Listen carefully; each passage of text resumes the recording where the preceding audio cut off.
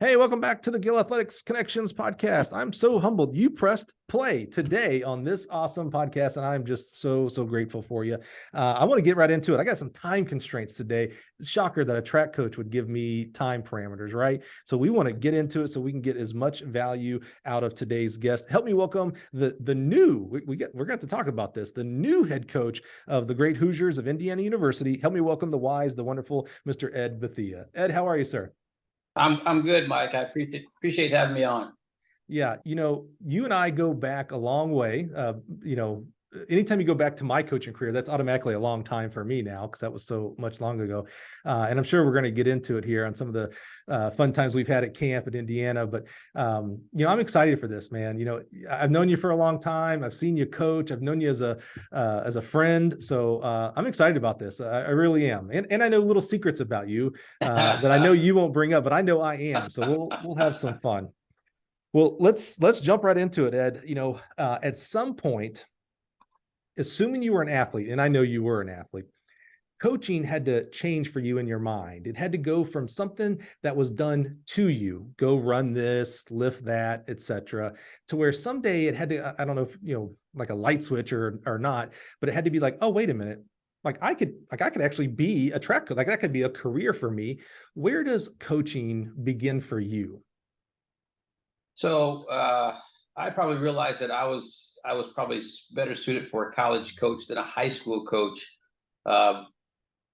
in one of my early experiences. So a little bit of history in that when I first graduated high school, I was a Prop 48. Back then, Prop 48s couldn't participate in their first year of college. I found out at my senior year of the state meet that I didn't have a high enough test score, I believe it was, and it was too late to retake the test, and because my counselors didn't think I was going to be a college athlete, so on and so forth. So I went to Ball State, went to one of the local high schools, Muncie, what was then Muncie North, which is now closed. It was the last year that they were high school. Coach for Mike Holman, if you know that name, when he was still in Muncie before he went to Indianapolis. And that was my first coaching experience. Well, in high school, coaching high school, I probably realized that my intensity level, my style of communication, my personality was probably not going to be suited for a high schooler. And so I ran through college, got connected with Chris Bueller and Greg Harger. They used to work with Indiana Invaders. Invaders, yeah. That they were trying to get going. And they kind of took me under their wing. Coach Bueller and Joe Rogers at Ball State were my coaches in college. And I thought, well, that's probably really what I'd like to be able to do, is to work in track and field or work in athletics in some way. And so I was originally going to teach at the high school level and coach, realized that probably dealing with high school is not my path. I can coach full time at the college level without having to deal with high school kids and high school parents and so forth. Mm-hmm. That's probably the route that I want to go. And so that's how it first started. And in that first year of college, I coached with Mike Holman at that high school, and I was actually then a high school cross country coach at one point at Muncie Central, mm-hmm. knowing absolutely nothing about distance running or cross country coaching or any of that stuff. But so I had some experiences when I was not eligible in order to get into coaching track, and then ran for the 3 years at Ball State. Then was a graduate assistant for Joe at Ball State. Joe Rogers at Ball State. Yeah. So go back. First of all, I love this. I've known you for a long time, and I always learn stuff. I had no idea that you knew Mike Holman way back then. I'd forgotten that he was at Muncie. I just, people get like where they are today. I just get stuck like that's where they were forever. So Mike Holman's always Indianapolis area. It's just in my head. So I forget that he was at Muncie. Yeah. So Mike gave me my first coaching opportunity. Mike was how I got into coaching, and that was working with him with the track team at Muncie North before he went to Indy. I think a lot of people would probably say exactly what you just said, that Mike Holman gave me my first, or Mike Holman helped me, because I remember calling Ralph Lindemann back in the day. Yeah. I wanted to help out with the USATF Junior Olympic program. And he said, yeah, well, Mike Holman runs that. Why don't you call him up? And Mike was like, hey, actually, I need someone to coach the junior elites at the Olympic Training Center. Do you want to do that? And I was like, oh my God, like, yeah, I would. And, I've always been just like indebted to Mike Holman. Like, you took a chance on a guy who was nothing back then. Not that I'm anything now, but I was just Mike Holman. That's amazing. Well, take a step back, Ed. You grew up in Indiana. You're running track. Did you do any other sports? What was track like for you in regards to your coaches, your high school coaches? Yeah, so I came from a family where I was a single parent. I was the youngest of three boys. So I spent my first 2 years of high school working. I worked at Wendy's, I worked at Taco Bell, anything I could do to try and, take some of the burden off my mom. Mm-hmm. And then there was a coach at some point in high school that kind of pulled me aside and said, you got your whole life to work, mm-hmm. and suggested that I get involved with athletics. And so junior year of high school, played football, thought that I was going to be a football player, but really realized that I'm probably wasn't any much bigger then than I am right now. And that probably I was going to get my neck broke or back broke or something like that. So did a little bit of wrestling, wrestled 119, 125 weight classes, which they don't have those weight classes anymore. And then ran track, was third in the state, had some success. So I continued on that path after that. Were you third in state did you do junior and senior year track? I did. I ran track the last 2 years of high school. And so I was third my senior year in high school. And for you who are not from Indiana, one class system. That's right. Everybody in the state, and you got third. What event? In the 400. Yeah. Okay. All right. Because that's my dirty little secret when we get to Ball State here in a second. Yeah. I was my first year. I remember how far I got, to be honest, and was probably more disappointed when I didn't make it to much further than the sectional in wrestling. That's really where I felt like, wow, I had a good opportunity. Right. But then track was something that I got so much positive reinforcement from running that I stayed with it. Positive reinforcement from winning and then going to state and getting third, or from coaches?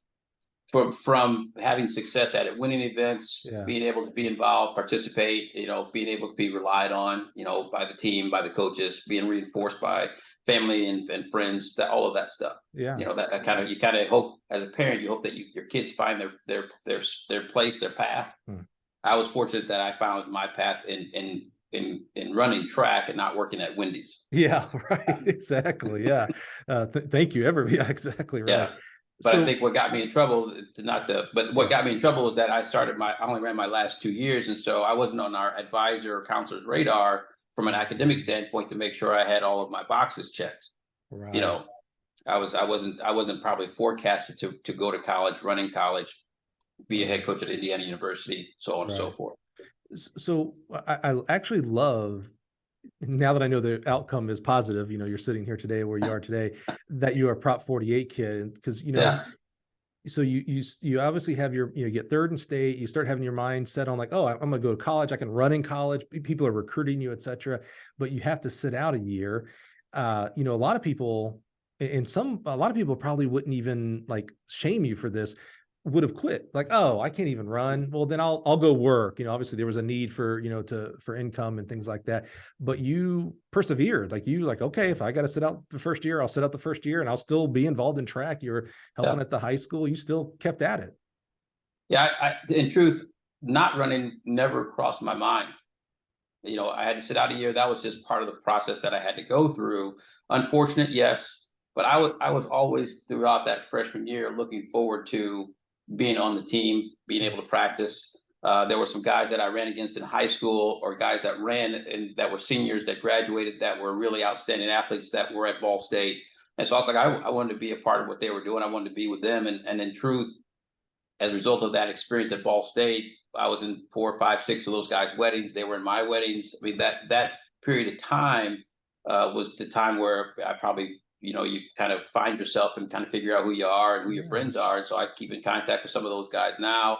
I think about my years running at Ball State almost every day, not high school, not my first year of coaching. I think about my college experience in running, so I think that drives me a little bit when I'm thinking about this window of time for students. Yeah. Well, we got to try and make sure we do it right, and we don't mess them up, because this is their window to do that too. I was going to say, let's put a pin in that, because that's exactly where I was going to go. Does that drive you today? Let's put a pin in that before we get into where you're at here. So during that Prop 48 year, were you allowed to practice with a team or not at all? Okay. So you were wow, man. No, not, you could not. you could not have no team meetings, no communication with, no practice with the guys on the team, the coaches. So I felt like if I needed to do something in the spring, or else I don't know what I would have done. Right.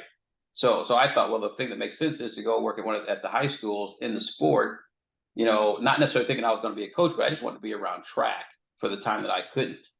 And it was a little bit embarrassing when the guys at Ball State that knew I ran, like, well, hey, why are you not running? You got to tell them, well, hey, I'm not eligible.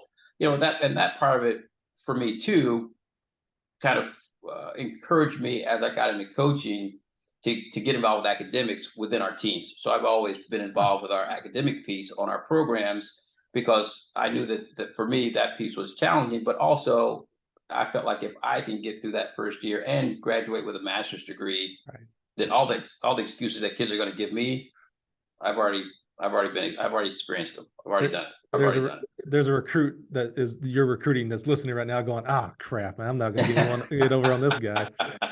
Right. Yep. For someone who did a couple of different sports and you maybe thought wrestling was going to be their path, I think about, I played football and track in high school. And I remember my first year after I dropped out of college, I was looking at this high school across the field from the fraternity house that I was living in, De La Salle High School. And I decided to call the track coach up to see if they needed just a volunteer. And that led to, coaching at Mississippi State. That was just, it became the step of me having a coaching track and field as a career. And as I went through that coaching career, coaching track and field, inherently I'd read about these football coaches and their salaries and things like that. And I was like, oh man, I could have called the football coach. Like, I was fairly successful in football, and I could have coached that way. What made you call Mike Holman, the track coach, up and not the rest of wrestling's big in Muncie? So you could have gone wrestling. Obviously football's there. What made you go that path? I think that I knew when I talked to Ball State, that's how I learned that I wasn't eligible. They talked to me after the high school state meet, and they said, if you can get to Ball State and get through your first year, then we'll put you on a little bit of money your second year. So I knew that I was going to be on the team in year two. So I think it just made sense to me that my path now is not football and wrestling, it is track and field. So it made sense then to be involved with that sport probably versus doing anything else, versus doing things on campus or whatever it is. I could have got a job working in Muncie that year too, but I thought, well, and Muncie Central was right across the street from the duck pond, or right across the street from campus. And so it was easy for me I didn't require transportation. Mike was willing to take me on. And so it was a win-win in so many different ways. It just seemed like that made the most sense to me. Yeah. Wow. That's quite amazing. Okay. So you get into Ball State and you go through and you're working through that first year. What did you go to school to study? I assume you didn't go in to say, I'm going to be, there is no track coaching degree. Right. Did you go in to become pre-med or English teacher? What were you thinking? Yeah, so I was going to teach high school psychology, sociology, government. That was what my path was going to be, the social sciences. Yeah, why that? I enjoyed talking to people. I thought that I was a good listener. I thought that I was practical, rational, and so I thought that was a good path to be able to teach young adults in the classroom setting, that kind of thing, and realized. And my wife's a first grade teacher. What I realized is that teaching probably would have been a big mistake for me now. But I thought then at age 19, age 18, whatever it is, that was probably the path that I would need to go, because what that was going to allow me to do was coach after school. It would allow me to coach. And at the time, I wasn't really familiar with being a college coach, being a professional coach, so forth. I thought that the coaches were high school coaches, and that was it. And after that, that college coaching wasn't a real job. Right. And then when you get there, you kind of realize, well, this is the path that you could go to versus having to teach all day only to coach 2 hours. Well, take out the 8 hours of teaching and just coach all the time. Yeah. We'll get to that. I'm sure that's exactly what your day looks like today. Is just coaching all day, just on the track. That's all you got to do. Right. That's right. It does boggle me. You talk about as an 18-year-old picking your major, and what your career is going to be. It does boggle me that we force 18-year-olds at this age and stage to pick what the rest of their life is supposed to be about. That to me just is crazy. I mean, you obviously, pivoted adjacent, but pivoted, from being a teacher, but in an educational career, obviously, that you've had. I think my first major was computer science, computer engineering. And then I got there and I was like, oh yeah, no, I'm no good at this. I thought I was, I like computers, but I'm no good at this. And then a little bit to like you about getting a degree, because I'm going to go on to coach. When I went to Troy to get my degree, it was like, what is the easiest major? I know I'm going to be a coach, so I just need to get a degree. And I literally was like, I passed down, physical education, PE teacher. I was like, oh, that's not bad. I could probably do that. And then I got to public relations, and I was like, oh yeah, I could do that. Yeah. Yeah, for sure. Yep. So where you go through Ball State, and you got Joe Rogers as a coach there, legend. What was it like? His style with you guys? Was he a charismatic coach? Was he more of a barker? What was his style? And were you, I don't want to say attracted to it, but did you learn from him on how to coach? So Coach Rogers, I'll always be appreciative of Coach Rogers, because again, he gave me the opportunity to come to college and run at the collegiate level, at the Division I level, after only 2 years of high school running.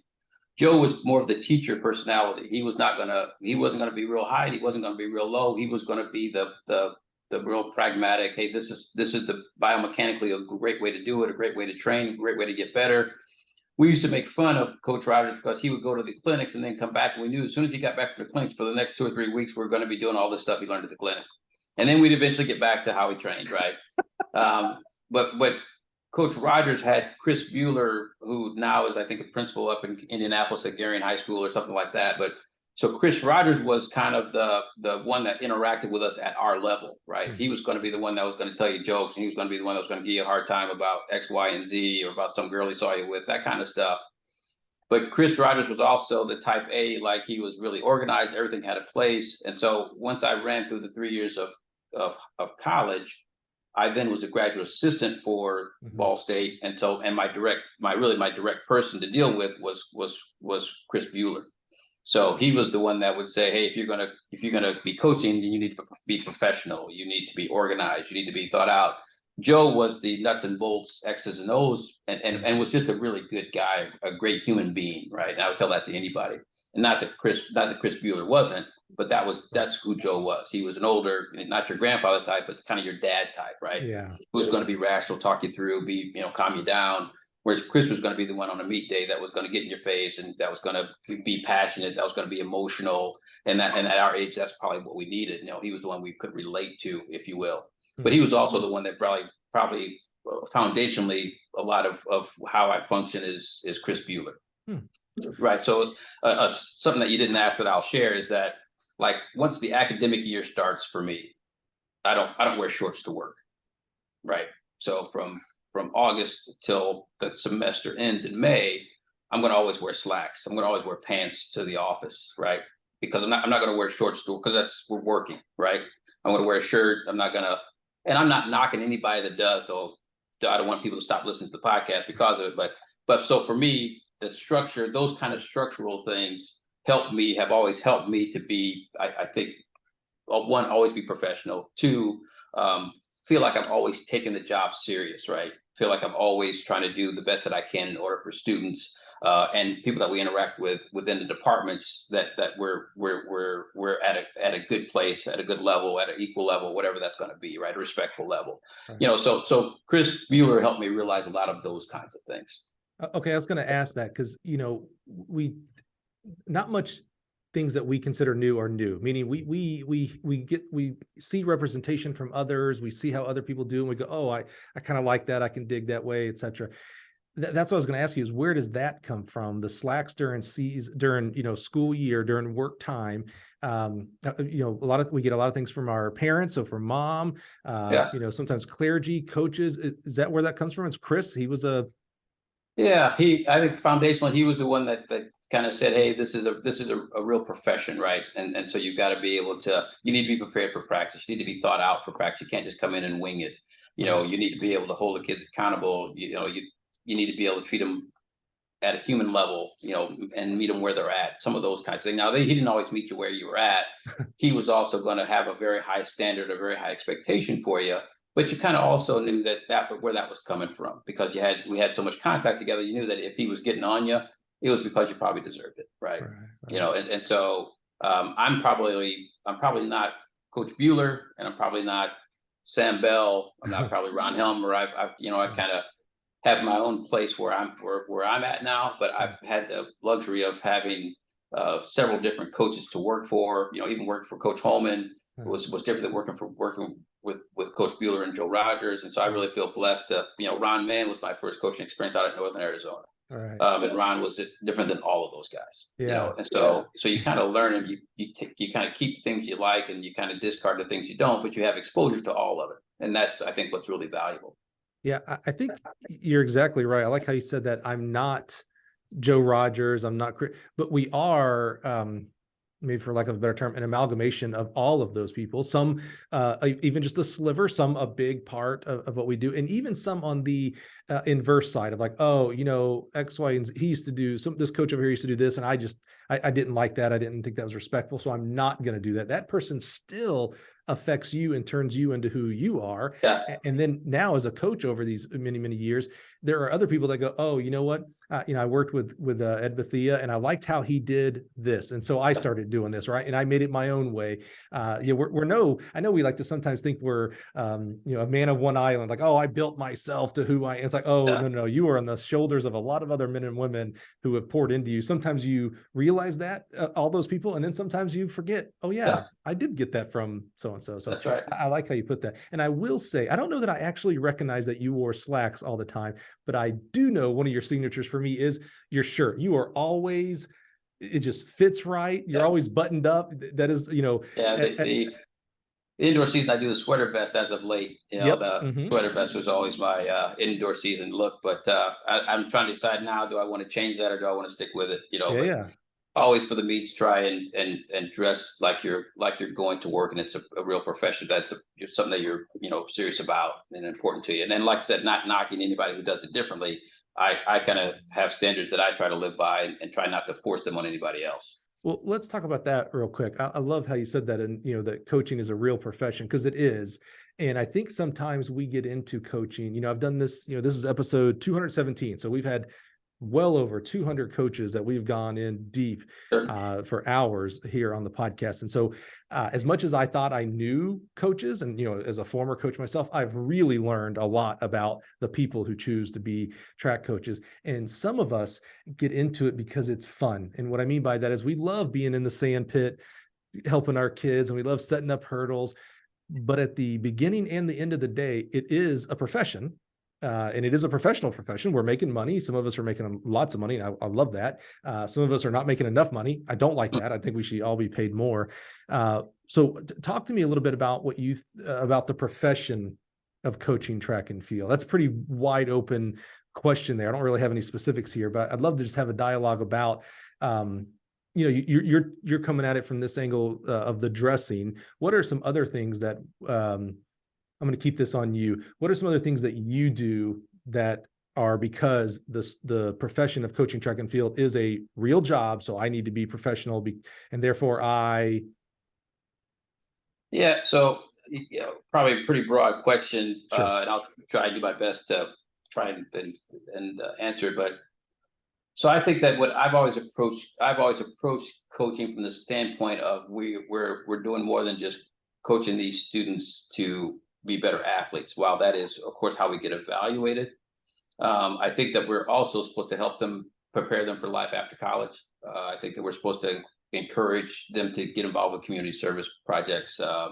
We're supposed to, help them learn how to interact with each other in a more mature and meaningful way. We're supposed to, try and care about each other outside of their event areas, but just as people. And I think that sometimes we as coaches, we get so caught up on the result piece. And again, I'm not suggesting that's not important. Right. But I think that then we lose opportunities to have real touches with our students throughout the 4 or 5 years. Right. And for some, they view coaching as that. It is me coaching you, and you go home for the day, and we don't talk about families. We don't talk about anything else. And that, again, that's fine. My approach has always been, if I'm going to spend this much time away from my family, then I want to feel good about the people that I'm interacting with when I'm not with my family, right? So I'd want to be able to have our students come out to my house, and when my kids were small, not worry about what they were going to say, not worry about what they were going to do. And so when I'm recruiting people that I feel like are going to fit into that mindset. And once they're on campus, they're going to be good citizens. They're going to be good stewards of the campus. They're going to be good representatives of the campus. Their work ethic and attitudes are going to be positive, and they're going to work hard. And I think that as a result of that, then it's our responsibility. I've always thought it was my responsibility then to be able to give of myself some of those same things, right? So if I'm going to walk in, and that sometimes is a challenge of, if we're going to practice for 2 hours, for those 2 hours, I need to be 100% there. I think the longer you're in it, the more responsibilities you take on. I think that becomes the challenging piece. And I think other coaches would probably say the same thing, is that I have so many hats that I'm wearing that I sometimes don't always feel like I'm actually coaching, which is what I really want to be able to do. I think having conversations with those kids, our kids during the George Floyd time, there was a lot of discussion that, about what they felt about, how they felt about it, how we should respond to it, how we should deal with it, how we should deal with other people in regards to it. There are a lot of opportunities where we can talk and teach students that have nothing to do with track and field. And I think that that's an important piece of what we should be doing too, right? I think that obviously we recruit these kids because we feel like they're going to help our program be competitive. But I think that there are a lot of other pieces to that I feel like are important to their experience, that we should try and help them with. And I think that probably a lot of the coaches that you've had on that have been successful or not, I think probably in some way, shape, or form have shared that philosophy, right? But I've always tried to realize that, and as the more years that I've done it, realize that I don't know everything. And there's times that I got to pick up the phone and I got to call somebody else and say, hey, what do you think about this? And this is year 30 for me, right? When in year 2, maybe I didn't do that as much because I thought I had it all figured out. Whereas now I just know that there's going to be some things that people who have been successful at it, give them a call and ask them, right? And what I also, you kind of realize, is that when I first started coaching, a lot of coaches that were successful were happy to talk to me. But as we had more successful people here at IU, they weren't as open to share and talk. Now, some still were, but then others weren't, right? And so you kind of learn that that's part of the business as well. First of all, thank you. You answered a really awkward question. Great. And brought up 1,000 other points to talk about. So thank you. You're really good there. A couple of things to address. You mentioned about, you didn't reach out as much in year 2 as you do maybe now in year 30 because you thought you knew everything. That is one of our goals with this podcast, is hopefully someone who's in year 2 right now is listening to someone who's been in year 30 goes, oh yeah, I really did think I knew it all. Maybe I should reach out more. So I appreciate you saying that. Another thing to talk about real quick, you mentioned, some people, once you started having some success, maybe didn't talk, what an absurd thought process. Sure. That is the, what do they call it? The abundance versus the limited supply philosophy, thinking. It's like, the more successful Ed is does not take away from anybody else, by the way. And the more successful you are doesn't take away from him. There's a lot of success out there for it. So yeah, I just, that to me tells a lot about someone's character when they do that, Yeah, sure. Yeah, absolutely. So another thing that you did, I do want to keep on with the conversation. I'm trying to remember how you worded it. You talked about coaching. I kind of wrote it down as coaching the person, not just the athlete, meaning I'm not just coaching Lori Ann Price, one of our people that we both know. I love Lolo. Not just what does Lolo give me in the hurdles, but who is Lori Ann Price, the person and her family and things like that. And I think that's spot on because, even with the success that you have had through your 30 years, Ed, and you've coached many people that have had an opportunity to actually try to earn money on the next level as a professional, 99.9% of the kids that you coach are not going to go on to the next level, but they are going to go on to be moms and dads, store clerks, store owners, CEOs, doctors, teachers, etc. So the real value that you have as a coach is that you're helping this person become a better piece of society, whether they go on to become a professional 400-meter runner or they go on to become a teacher or a mom, etc. So I love how you said that. I'm curious. You talked about, if I'm going to paraphrase it, you correct me if I misstate it here. If I'm going to spend this much time with the kids, well, then I want it to be kids that I enjoy with my family and things like that. How do you, coaching is a tough profession. It's one of only two. No one has ever been able to give me a third or fourth here. It's one of only two jobs, careers that the title goes with you everywhere you go. Coach. So, if my neighbor is a coach, in fact, I live not next door, in the same neighborhood as one of the University of Illinois football coaches. When I see him, I say, "Hey, coach." Right, It's just not a matter. You coach, right? You're always a coach. I bet when people see you in the grocery store, it's, "Hey, coach, how you doing?" Right. Yeah. And the other one is doctor, by the way. If you have a neighbor who's a doctor, you don't call them Jim or Susie. You're like, "Oh, hey, doctors, how are you doing?" How do you, and maybe you don't, maybe, transparency here, maybe you don't do a great job here. How do you, I don't like the work-life balance quote, right? Because balance doesn't mean that balance is not always correct in that sense. But how do you have a family, you obviously have a job, you have kids. It's a different job. It's not an accountant. We're not 8 to 5 people here. How do you, I'm going to say separate those two, and maybe you don't, but how do you work those two, profession and personal life, together or separate? Yeah, it's not, I don't think it's easy, right? And I think that as you get older, you really have to work to put your phone down when you're at home, at least for windows of time, and realize that, when we first started out, there weren't cell phones, so there were only landlines, right? So the phone rang, it was for the house. Now, because they're in our pocket, every time they go off, we feel like we've got to respond to it. But that didn't used to be the case. There used to be pay phones, and so you had to go to a pay phone and make a call and find somebody, so on and so forth. I think I've been fortunate that my wife has been able to understand that, and when the kids were smaller, I have 2 daughters that are 19 and 23 now. When they were smaller, it was harder, because when I was on the road, we would have issues about things that had nothing to do with that we would normally not have had issues with. If I were at home, we wouldn't have been on the phone arguing about it. Because she felt at times like she was a single parent, and that part for our profession is tough to get around, because it's just going to be time consuming, and it's going to take you away from your family. And I don't know if I have advice on how to really tell someone how to really balance that out, as much as to say, what, it's going to be tough, and you're going to have to, whoever your partner is, you're going to have to be able to talk through what you both needed to look like, and hope that you can find that common ground, because, or at least for periods of time, because you probably aren't going to be able to find it all the time. Nationals, when you're gone for a week, I'm not sure how you work around that. Right. Especially when your kids are small enough that they can't travel with you, or you don't have the resources for them to travel with you, all of that stuff. And so I think that it's a profession that is not for everybody, because I think that the demands of it is very demanding. The recruiting, the travel, the coaching, even the post college coaching, right? I mean, it goes on, and it almost never stops. I think it's really difficult to find that balance, and I wouldn't say that I've mastered it by any means. My saving grace right now is that my kids are 19 and 23, so they don't require nearly as much. And my wife, after 30 years, understands that she can get as mad as she wants to, and some of it's just not my fault. That I think she believes that, right? Yeah, sure. Stay tuned for part 2 when we have Miss Beathea.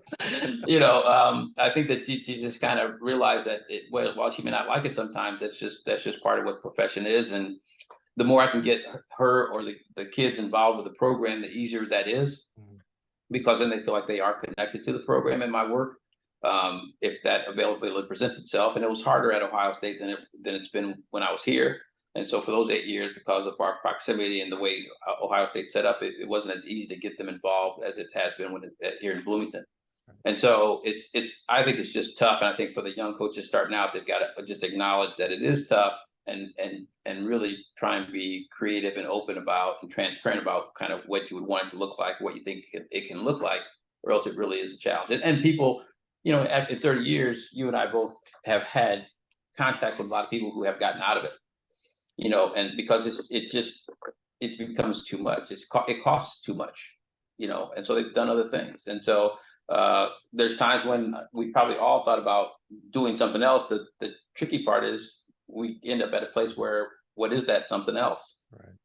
And that's what keeps us coming back and back and back, and the rewards that we get from doing it as well, the development of the students and their success and all of that stuff. But the other part is what would we do?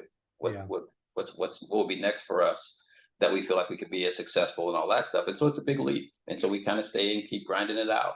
Yeah, I think I know when you say what else could we do, coaches can do a ton of things. I mean, like literally, there are so many things because of what you've learned and done and experienced as a track coach that you could do. You could run businesses. I mean, there's so many things. Unfortunately, business society doesn't put the value in it. They only think of the on the track stuff. It's like, oh, that's great. You know how to make a long jumper go farther, but we need spreadsheet. You got to balance a budget. And it's like, oh yeah, guess what I did? I balanced. But oh, by the way, I scheduled all the buses and all the operations of the hotel and food and blah, blah, blah. There's so much to it. And there's so many things that you can do as a coach. I have so much empathy for spouses of coaches, especially long-term coaches. And I used to always use Pat Henry's wife as my example. Cause every meet you see Pat, there's his wife sitting there. And I'm like, God bless her. I hope she likes track. And this past USTF CCCA, I got into an elevator and there is Pat and his wife. And so I asked her, I was like, hey, Miss Henry, I have used you as an example unknown to you many, many times. I have to ask, like, do you like track?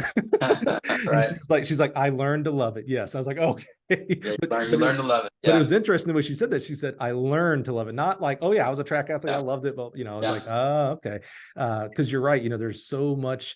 I think if you're going to be a coach for 20, 30, 40 years, I think it's more dependent on what spouse you have and their attitude towards your career. I've yet to see anybody do it in an 8 to 5 style. I wish they could, maybe not specifically an 8 to 5, but I wish I honestly thought, and I got to have this conversation with Dave Smith from Oklahoma State a few months ago here on the podcast. I really was hopeful that through COVID, when cross country nationals got moved to March, I was really hoping that coaches would oh, well, look at this. We had our fall off. I know we had to make some difficult decisions when it comes time for indoor and outdoor, but that also lines up with the world model of cross country. Like I was really hopeful, oh, this will at least give some reprieve on the fall side. Cause you said, you actually said something incorrect. You said it almost never stops. No, it never stops. Yeah. You went to nationals and then you either went to US nationals or did some recruiting overseas, and then July 1 hit. And guess what? You're already back to coach or recruiting for next year. And by the way, tomorrow the kids come back for cross country season. It never stops. Football coaches, extremely busy. Oh my gosh, 100-hour weeks during football season and things like that. And they certainly have some recruiting in maybe January, February, March or whatever. But they don't have the travel in January, February, March, April, May, June, July. They have 6, 7, 8 months of off season, of a legit off season. And we don't have that in collegiate track and field. And I think that's our biggest detriment to our profession. I really do. Yeah. I think we make it hard on ourselves as a sport with the way in which we do some things. And I think that we also kind of get stuck in we've always done it this way a little bit. And so it's hard to get things to move a little bit. Why can't a coach that finishes on the first or second day of a 4-day meet go home to his family? Right? He's not committed? He's going to be less committed if he goes and spends time with his boy in baseball. Right. Why don't we facilitate some of those things instead of saying we have to move together all the time for a week at a time, so on, so on, so on. And so I think there's times where we could maybe make it a little bit more palatable for us at times. And other times, of course, no, we can't, because it is what it is and we've got to do it. Right. But I think there are other times where we miss out on opportunities because this is just the way it is, right? It makes it much more palatable when it's once or twice or 3 or 4 times a year where it's like, hey, I'm going to be gone for 9 days, nationals or conference, whatever. But on those other 12 weekends, hey, yeah, we're done. I'm my crew. I just did the multi, so I'm actually going to be home on Friday. Or, hey, I actually don't travel with the team until Friday night because our event's on Saturday. It makes those much more palatable to the family. This isn't just about, I think we're sometimes afraid as coaches to say that, because it looks selfish, like, oh, you don't want to be with your team. Well, actually, you're right. I am going to be selfish. I do want to be with my family. So I guess if that's what you want to term selfish, sure. So we're afraid to say that because of that lacks commitment to the program or to your kids. We always like to, we do it for the kids. So automatically it's, you're not committed to the kids. And it's like, that's so backwards. Yeah. One size doesn't always have to fit all. And Right. we're always the first to say the track is unlike other sports. Well, Right. this is a good example of how it would be unlike other sports, but we kind of keep it like other sports. Yeah. And Right. I don't have all the answers to all that stuff. I think that as I move forward, I think some of those things when I'm talking to our staff, what I talk about is if there are opportunities, and I've always been fortunate to work for head coaches that really appreciated family. So if I had to get the kids on the bus in the morning, that wasn't a problem. Yeah. Good. And then my wife would do the afternoons when we'd be in practice, and it just wasn't a big deal. It didn't have to be in the office at 8 o'clock a.m. Or be the first one to the office, last one to stay. It was like if you got a family things to do, then you go do those things, and I am very much the same way. Well, So I think that makes sense. Well, let's catch up to where you are today, because there's a lot of things now that you're in the big boy seat. You're the head coach here that we'd like to talk about. So let's go back. Undergrad at Ball State.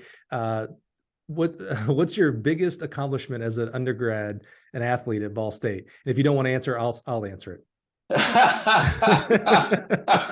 You'll answer for me. So I would say something like we won a 4x4 championship at Miami of Ohio our senior year, and we're second as a team to another team. I won't say the name, but I felt like that was probably one of my bigger accomplishments as a undergraduate track and field athlete. Of course you would, because I've known you for so long. You are all about the team. I get that. But you are also the individual school record holder. Oh, yes. Yes. Yeah, See, I knew you wouldn't say it. I know, of course you would say by 14. Yeah. Of course. But I also have I'm fortunate enough that Ball State had dropped their program, so that record will stand for a while. It's good. The competition's fallen off. Hopefully it doesn't. Maybe they add men's back like back. Marshall did. Yeah, I always keep hope there. I was there when they dropped men's track on the women's side with Sue, and it was terrible. It was just absolutely terrible. Yeah, it was tough.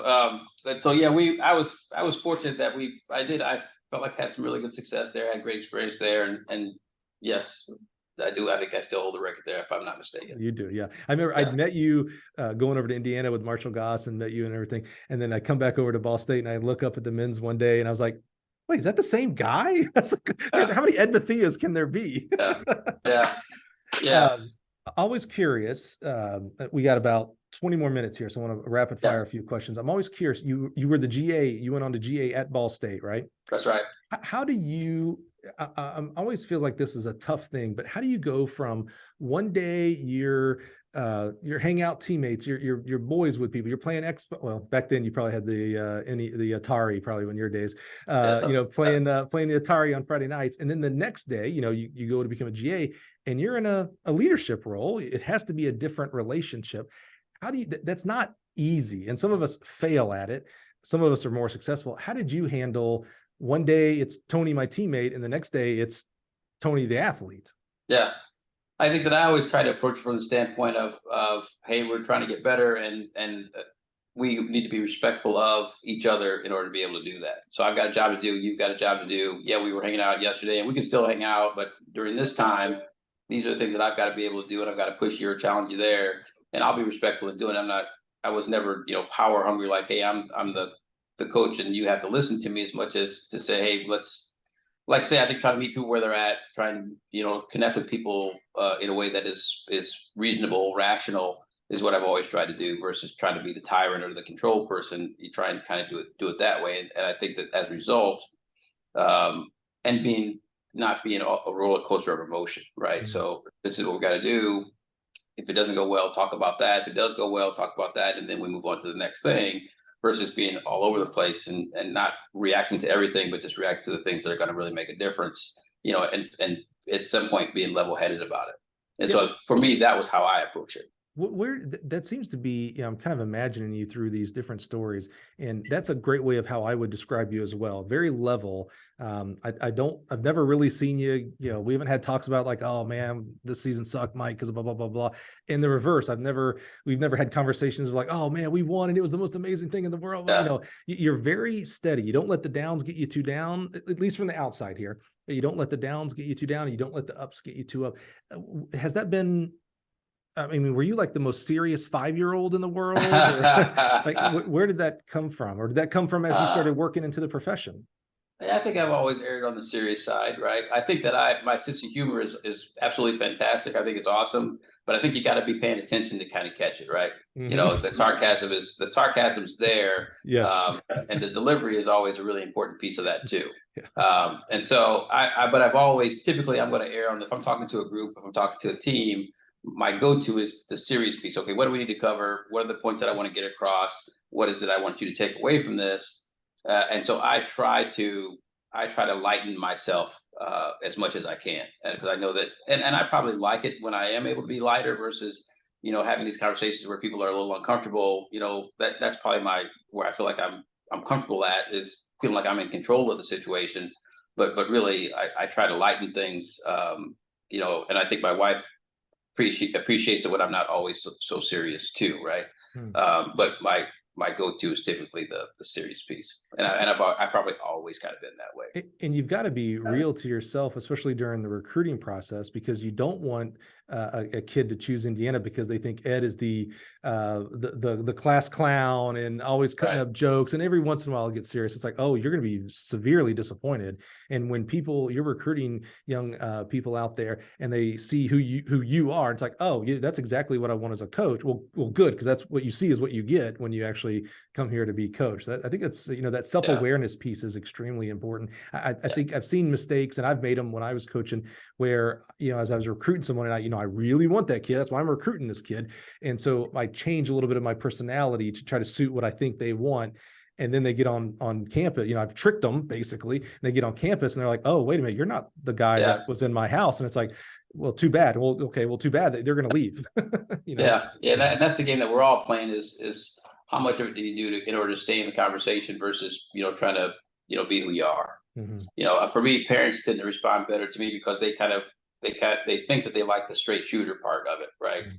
Up until they don't like the straight shooter. Yeah, I was about to say, you had a story there, right? So I think I tend to connect well with the parents because you can just talk pretty directly to them, and it's not personal, it's not emotional, and versus having another coach that's maybe on their Instagram and follow them on Twitter or whatever that other stuff is, that for that 18, 17-year-old, for sure. I Yeah, love especially as I get older and older. I love how you just lumped all social media, you're like, or whatever else, that other stuff. Yeah, it's more and more and more and more, right? And so that part, but for me, it's always kind of been that, versus the yelling, the cheerleading, all of that. Right. So I've just not really ever been that, and I'm not sure that we have to be that. And but I think that on our staff, we probably do need to have somebody that's that. Right. Everybody can't be me on the staff, right? Yeah. Well, yeah, thank God. No Right. offense, but yeah. Yeah. So, Sure. okay. So GA Ball State, where was the first coaching job after Ball State? Northern Arizona. So with Ron Mann. Ron Mann for 2 years. Yeah. Now Yeah, we had some good success there. Big Sky Conference. Yeah, a little bit of a culture shock, right? Flagstaff's different from 100%. middle of Indiana. Yes. How did you enjoy your time out there? The blue sky, the weather, the West was a great experience, but I was happy to come back to the Midwest. I was so far away from family. The only time I ever missed a holiday with family was when I was in Flagstaff, because I couldn't really afford to go back for Thanksgiving and Christmas, and so you had to make some decisions, and you're just out there by yourself. It was great to be able to go out there, not know anybody but Coach Mann, and get into coaching, and so in that way it was a really great experience. And so I was out there for 2 years, and I had interviewed here for the job and didn't get it, and was heartbroken, and was probably not ready for the job at the time anyway. And so going out and getting some experience, and Ron kind of brought me along, really got me involved in the program, and kind of tried to teach me the way to do things right, wrong, whatever, but let me be involved with a lot of pieces of the program, which really helped me then to come here 2 years later and work for Coach Bell, and then for Marshall and Randy and all that stuff for the 10 years after that. And I imagine your time with Ron, that's where you learn some of your humor, because Ron is one of the funnier guys that I've ever been around as a coach. Sure. Yeah, Ron was a lot of fun. Ron, if you know Ron, you got to keep up. He's never going to sit still. He's got a lot of energy. He is fast, and he would tell you that too. But I was driving cross country van. I was running around cross country courses on walkie talkies, yelling out splits and all kinds of stuff for those. And And I hadn't done that before either. Mm. I had worked with some events that I had never worked with or never thought that I'd work with when I was out there, because we didn't have as much of a staff or at altitude, and on and on and on and on. So you got really thrown into it right away, and all those different experiences were really good for me as a new coach starting out. Spending a lot of hours, late hours in the Sky Dome, working, recruiting on what not the kind of technology that we have now, all of that stuff. But it used to be, though, that's kind of how you started. You kind of started at the very bottom and you worked your way up, and you kind of learned as you go, and you made some mistakes as you went along. But and that was the way you did it. And now it's kind of evolved to something a little bit different because of salaries and some of that other stuff, opportunities, so on and so forth. One of the things you mentioned, so you go from Northern Arizona to Indiana University, which that had to be, I mean, almost like a homecoming. Like, you talk about missing holidays and things like that. So that had to be kind of a relief just in that aspect alone. But you're in the Big Ten, you're at Indiana University, an amazing track history and pomp and circumstance. Like, there's just a lot going on at track and field in Bloomington, Indiana. You mentioned, so Sam Bell's your head coach when you get the job. Legendary Sam Bell. Come on, man. Marshall Goss, my mentor, father figure, love him. He becomes the head coach. You're still on staff. Randy Heisler, another funny dude, by the way. Love Randy. Becomes the head coach. You're still on staff. I like sometimes using this platform to dispel myths. And one of those myths is, well, when a new head coach comes in, they clean staff, they clean everybody, because if someone's on that staff carryover, they probably wanted your job and you can't trust them, and blah, blah, blah, blah. We had, oh God, see, this is where the memory, remember we talked about this in preseason. Oh my gosh, he's been on the podcast. He is the throws coach at Florida State. You know who I'm talking about. Was at Florida State, head coach at North Carolina. Oh gosh. I've never dealt with him. He is awesome. He had applied for the head job at Florida State, and Bob Raymond had got it, and he stayed. And and I was like, well, that's great. How'd you guys work that out? How did you went through a couple of head coaches, all who you knew, they were all on staff as well. It's not like an outside entity came in when Ron came in eventually. How did you? I'm going to ask this kind of bluntly, I guess. How did you deal with that? And what I mean by that is you got a new, Marshall did things differently than Sam, and Randy certainly did things differently than Marshall and Sam. How did you go with the flow? How did you continue to be successful throughout these 10 years as well? Yeah, I think that what I probably tried to figure out how to do was how to be valuable, right? The sprint during the early 2000s, our women's sprint crew was really competitive with Danielle Carruthers, Rochelle Boone, Tia Trent, Rose Richmond was jumper sprinter for us. So we're having really good success during that time. And so as a result, there wasn't a need to necessarily make a change. I was from Indiana, so I knew the state, and we were having success. I was involved with different parts of the program, academics, whatever. And so it was probably easier to keep me than to probably replace me. I'm a minority on the staff, right? And so that's not always, true for everybody either. So you have some different boxes that you check if we want to be honest about it. And so that was the way you kind of survive all the different ones. And I wasn't going after the head coaching position. I wasn't going across the street saying, hey, I'm your guy. Whoever it was saying, hey, if you get it, I'd love to be with you. I'm not competing against you, so on, so on, so on. And so that also makes it easier when you clearly say, you don't have to worry about me. Was that because did you have some self-awareness that you weren't ready for the head coach? Okay. 100%. Right. At the fear, I like having, again, valuable conversations here. So even at the fear, we're running out of time here of not getting to the rest of your story, which I think is extremely important. You said something that I'd like, if you're open to it, having a conversation about. You mentioned that also one of the things that you checked the box was that you're a minority on staff as well. How important is that when we talk about a sport that real broad base here, we're 50-50 white and minority, or maybe 50-50 male to female as well, as far as our athletes are. But when we get to the coaching side, we're not even close to 50-50. I can just walk down the hall of the USTFCA and I see the majority is white males. How important is it for a staff to have a racial minority, a woman on staff, et cetera? How important is that for I'm gonna say the success of the program, because that success is big. It's not just on the field; it's the whole thing, right? I think probably I would probably categorize it less as success for the program, but maybe the health of the program. Yeah, that's why I was trying to give good big guide rails. It's not just how fast the 4x1 team is; it's how many kids graduate, how many kids commit. Yeah. The health of it, that's better. Yeah. You know, I think that I think now everyone's trying to diversify the staff, but I'm not sure that was always the case, right? I think that at one point we always talk about wanting to get the best people and not feeling like we've got to, affirmative action XYZ, right? But in reality, whether written or spoken, whatever, I think diversity benefits your staff just like diversity on your team benefits your team. International, black, white, men, women, all of that stuff. And so I was our only minority for the last 9 years here. We didn't have a female on the staff for the last 9 years. And so not that we didn't value it, but because at the time, I think the people that we interviewed, we tried to pick the best out of the interview pool that we had. And so that's how we ended up. But I think that there would have been a desire still to have a female on staff if we could have, and maybe more than one minority. The challenge with being the only minority on the staff is that if we're going to, during the George Floyd stuff again, I'm kind of the spokesperson. When anyone could have been the spokesperson in truth, right?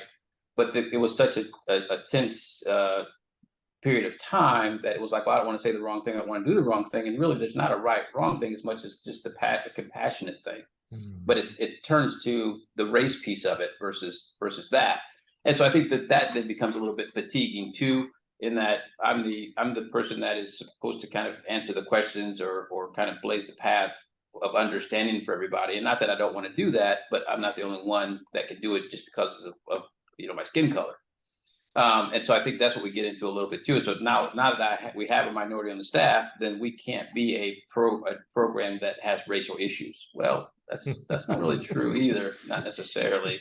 So some of those kind of things. And so I think that when you consider the table though, and have a diverse group of people exchanging ideas, that's healthy, that's great, that's awesome. And I think that's what we want to try and get to, and versus being the only one. I'm the first minority head coach for our program at Indiana University. Yeah, I can go back to Sam Bell, and that's a long time ago there alone. And before Sam certainly wasn't, because that was 1968. I was gonna say, right? Yeah. But do I lead with that? No, I don't lead with that, because that's not really what it's about. But it is a fact, right? Yeah. And so it helps our department to be diverse. It helps our department to say that we have X number of minority head coaches, so on and so on. And I appreciate that piece of it, but that's not why I'm doing it. And so it's kind of a double-edged sword sometimes. If you're listening, this is a really important topic. It reminds me, you're talking about George Floyd during that time frame, which, it's hard to put that in a box of like this time frame, because it's not like it certainly didn't start there, and it certainly hasn't ended with there. That's right. 100% right. But I remember I had a really great conversation here on the podcast with Lamont Vaughn, now head coach of Grambling State University, during that time period. And, I was really blessed to have, a very open and authentic conversation with him during this very emotional turmoil time. So if you're interested in this type of conversation, and maybe it'll help your program and you as a coach, I'd recommend, whatever app you're using right now, just search Lamont Vaughn and listen to his episode as well, because it was very emotional. I mean, Lamont was carrying everything that a Black man in that time frame was carrying and still carrying, and was very raw and emotional and authentic. And I'm just very thankful that he would trust me enough to have that conversation. So, and same to you, Ed. I appreciate, we don't like to talk about racial things, but we say it behind the back of like, well, we need to have a minority on it. And I love how you put there, it's like, oh, well, when we have, because I don't like to check the box, because it exactly leads to what you say. It's like, oh, well, now that we have a minority on staff, well, we're good. Like, we're never going to have problems. It's like, oh, really? Recently, go look at what's happening at Northwestern. There were minorities on staff all the way through, and still a bunch of, terrible things happen. So, okay, we've got like 2 and 3 minutes to talk about you going to Ohio State and then coming back. So I think what we're going to do instead, not that those were unimportant. I love that you went to Ohio State, because you got to work for and with one of my favorite people in the entire world, Karen Dennis, another Gill podcast alum that I just I love her to death. And Yeah. another one that was really open and authentic on the show. And, I asked her why she went from UNLV to Ohio State. And she's like, well, I got fired. And I was like, well, I was like, you did not have to say it that way, Karen. But so Karen, another great episode. But what I want to leave today, now that you sit as the head coach of, a program that, I have some roots to Indiana University, having worked the camps back in the day with Marshall, and back in the early part of your career, still at that point with you and Wayne and Randy, coaching John Cougar Mellencamp's daughter. Yeah, that's right. That's right. She was at the camp. Yeah, absolute blast. So what I'd like to end this here today, Ed, as you sit in the seat that you sit now, what's got you excited? I mean, I don't want to say you finally have the opportunity, because you had self-awareness that I wasn't ready back then. The opportunity was presented. You earned the position in the seat that you're in today because of your, not only performance of your athletes on the track, but also how you perform. Again, the health of the program. I like how you put that. What's got you excited? You've got this new season staring at you coming up here in 2024. You've got cross country coming up in 23. And then I know you well enough. I know you have a 5-year plan, 6, 7, what you want the program to look like as we move forward. What's got you excited there in Hoosier land? So I'm really excited. I'm excited, one, that the staff has been selected. And I feel like the staff that we have will bring some really great things to IU.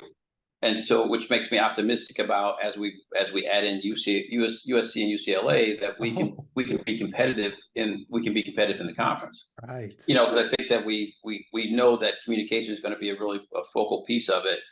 So I'm excited about what I think we can do as a program. I'm excited about what I think Indiana University can be, and being able to try and get Indiana back to a place where, I don't know that I think we're a sexy choice right now to recruits. I think in the distance area we're a little bit more attractive. But in some of the other areas, it's IU, it's in the Midwest, so on and so on, compared to some of the other schools in the warmer climates. And so I think that we can build a program to be more at the forefront of recruits' mind if we do things the right way, and we're able to have some success in more areas. And so in that way, it's exciting. And after 29 years, you kind of feel like, well, I kind of know some of the do's and I know some of the don'ts along the way. And you also hope that you get a little bit of luck, right? Because that plays a part in what we're doing too, whether people want to admit it or not. And so I'm excited about what our potential future would be, and terrified to think that, man, I just don't want to screw this up. And so that's good motivation, though.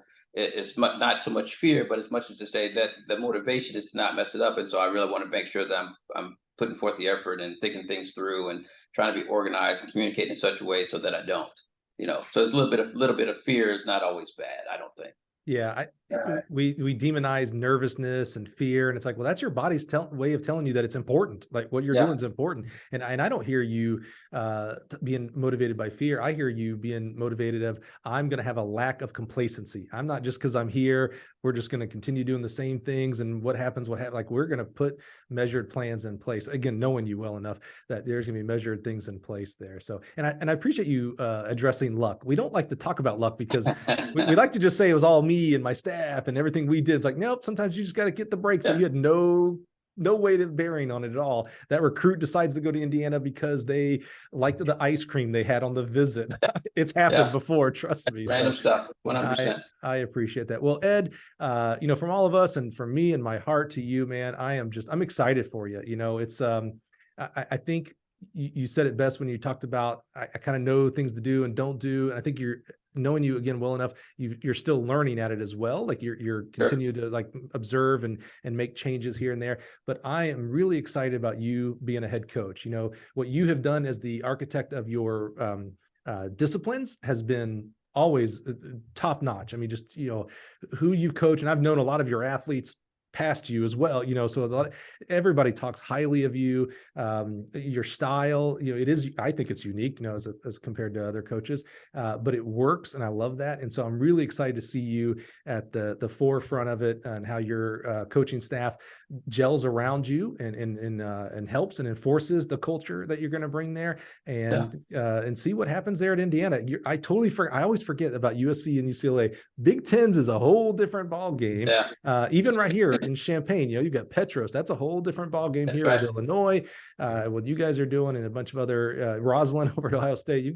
It's a heck of a conference. John at Penn State, everybody. Gosh, you guys are doing amazing out there. So, we used to laugh at the 100-meter finalists in champion of the Big Ten. It was like, yeah, what, when I say we, I'm an SEC homer. So I was like, yeah, whatever, Big Ten. Now it's like, oh, crap, the Big Ten guys and gals, they're going to be in the 100 nationals as well, because that's what it takes to win. So Ed, just want to wish you the best of luck, man. We'll be rooting for you. It's hard not to root for, I can almost throw a stone and hit Bloomington, Indiana. So, just excited for you and thankful for your time today, man. I know you're super busy. And so anytime you can carve out time for us, we're super humbled. No, this was fun. I appreciate you. I appreciate you allowing me on and giving me the opportunity to share some of my stories, some of my life with you. So thank you. Well, and we didn't do a service to him because we had a little bit of a time crunch, but there's more to this man here. And I think more is going to come out as he continues to now lead the Indiana Hoosier program there. And we're excited. Who knows? Maybe we'll have to do, we did this with Kava. Maybe we'll have to do a part 2 with you one day here and kind of get caught back up and really go into the lessons you learned at Northern Arizona. Because you did what we didn't get a chance to talk about. And I know we kind of hinted around the amalgamation that you are, but you had some amazing people with Ron and Sam, really people that have poured into you. So we'd like to maybe dig a little deeper into that. So maybe we'll have to have you come back here in a little while and we'll do it all over again. All right. And thank you for being here, listening. I'm so glad you're here. We're going to do this all over again next week, have another great coach, but I hope you took a lot of value from our conversation here with Ed today and some of the other podcasts that we suggested. I'd go hit play right now because there's a lot of value out there for you. So thanks for being here, and we'll see you next week on the Gill Track and Field Connections podcast. See you, everybody.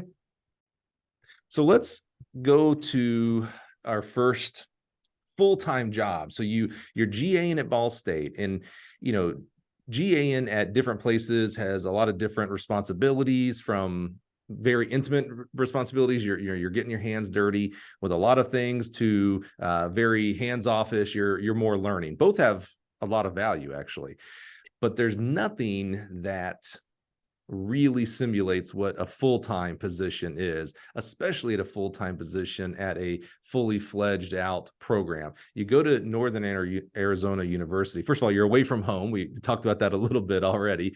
But what was it like? So now you're at Northern Arizona. I don't want to say you're out on an island, because of course you have a coaching staff and you have a great head coach there in Ron Mann, but you are very responsible for the actions that you take, the people you recruit, etc. What were some of the lessons learned during that time?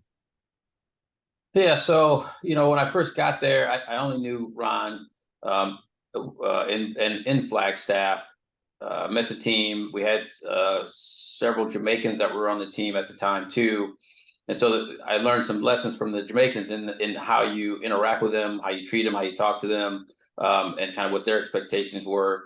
And so that part of it I hadn't experienced when I was at Ball State. We didn't have a lot of international athletes on the team at all.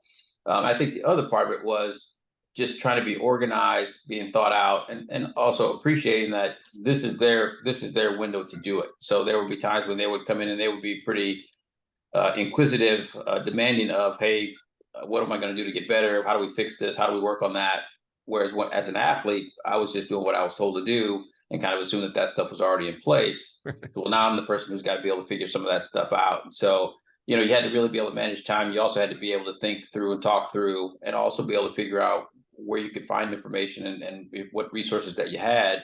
And at that time, coaches were probably more open to talk and give suggestions, give feedback, because I was a new coach just starting out. And so, and also I think you appreciate at Northern Arizona that there was a lot of hands-on. So if the shed needed to be cleaned out and gone through, we were the ones that were going to do that. It wasn't going to be facilities who did it.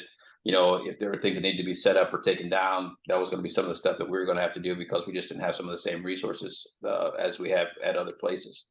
So there are a lot of really great learning lessons for a first-year, second-year coach, in addition to working with Ron Mann with the cross-country or the distance group. So not only am I working with the sprinters and long jumpers, which hadn't coached long jump before, but I was also then in the falls working with cross country team and trying to, kind of learning the foundation or basis of some of what cross country does. Not suggesting that I'm a distance coach by any means. Good asterisk. Like, hey, and just so no one hears this incorrectly. I want to touch on learning the long jump for the first time. But before I do that, what is it like? Ron back then was a very highly regarded coach. For sure. Today, he is regarded as a legend. I mean, he's just, what he ended up doing throughout his career, and still, the type of person he is, I think that adds to his legend status, actually. And, no one knows distance better than him. I mean, he's phenomenal coach, proved it over and over again, but he's also very much a track fan. What was it like having this very,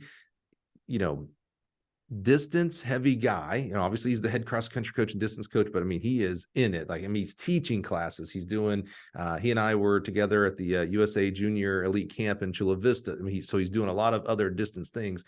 How was his interaction with you? Was it hands-on? Was it hands-off? Was it appropriate? Were there times where you're like, hey, coach, back off, let me just do my sprinters? What was that interaction like?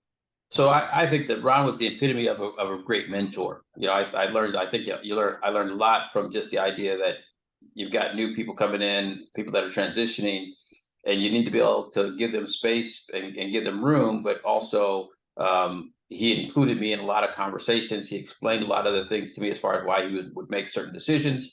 And there was also times where I would go to Ron and say, hey, these athletes told me that you told them this, or we told them that. We need to be able to honor that. And he would be like, you know what, you're right. We need to be able to do that too. But he was really good at really not just throwing me in and saying, figure it out. He was really good at bringing me along, nurturing me along, developing me as a coach, in office as well as on the track. If I had a question about training, he was really good about trying to help me sort it out.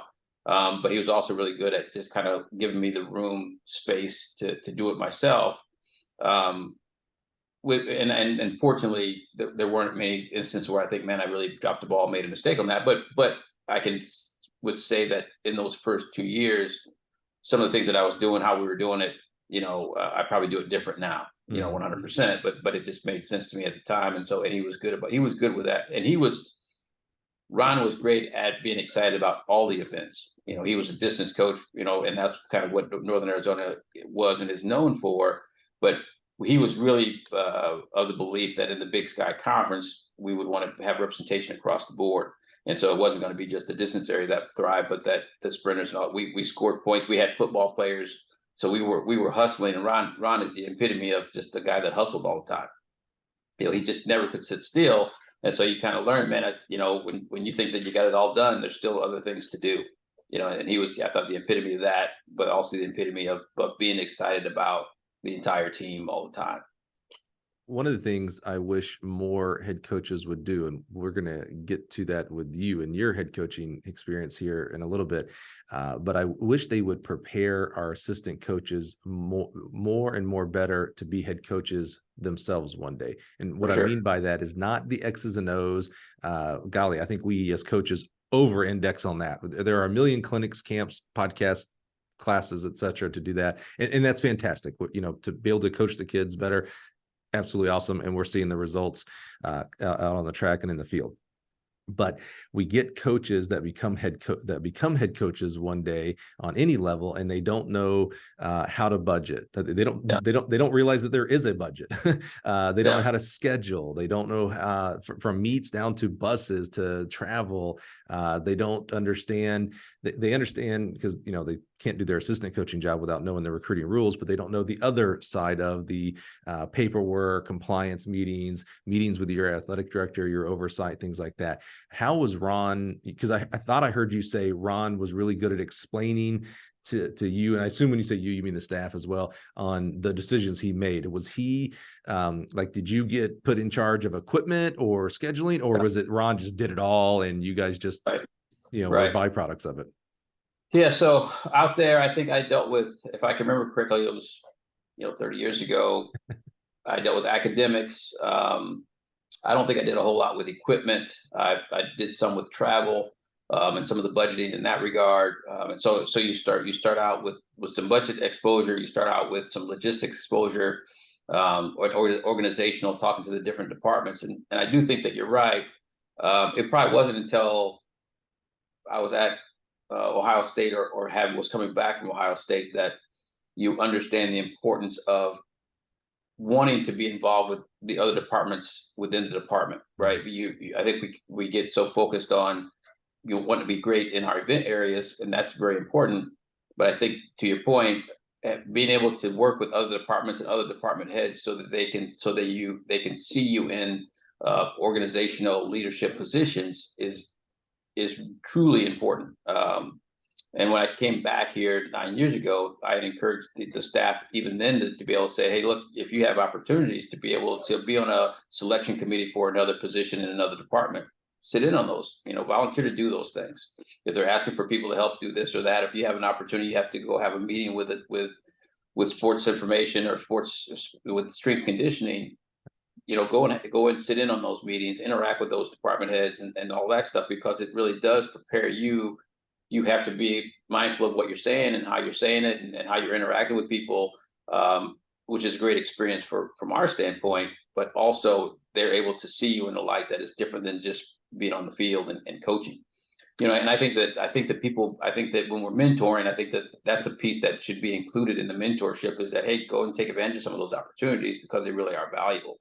If you have an opportunity to interview for a position, even if you don't have a strong desire in it, man, it makes you have to think about how you're going to advocate for yourself and how you're going to promote, how you're going to present yourself in an interview process, and I think that sometimes you're like, well, I know I'm not going to leave. I'm not interested. I don't want to put myself in a bad space with the people I'm at. Well, you can also have those conversations with the people that you work for to say, this is why I'm doing it. And I think it would be valuable for my professional development.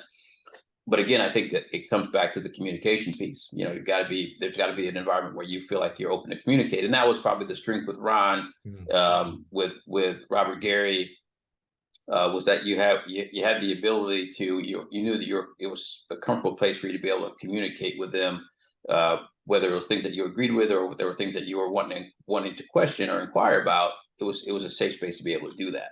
And I think that's a large part of the mentorship too. I'm reminded we had the honor of having Jamie Pollard, the athletic director of Iowa State, on the podcast. And, I thought, what a great opportunity, someone who hires track coaches and head track coaches in in that conference of all, it's a big conference. What a great opportunity to ask him, well, what do you look for when you hire track coaches and things like that? And, it was really interesting. He said, the coaching part, that's table stakes. Like, I'm not going to be talking to you if you don't know how to coach. So set that aside. He's like, this is a people profession. And I'm not talking about just track. He was talking about athletics. This is a people profession. He's like, so, we're looking for people, and you hit the nail on the head is what made me think of this, Ed.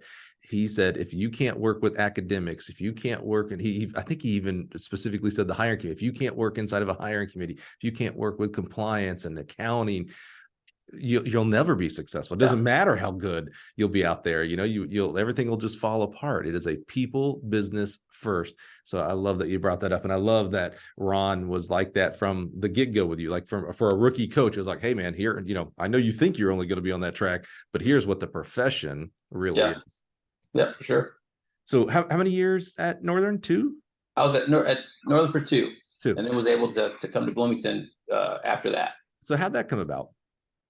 So I had interviewed for a position with Sam Bell when I was in grad school, or just finishing up grad school, and I didn't get the position. I was really disappointed, and so I ended up taking the job out of Northern Arizona. But Randy Heisler was the person that I had interacted with. He had called and said, "Hey, we're going to have this position open. Would you be interested?"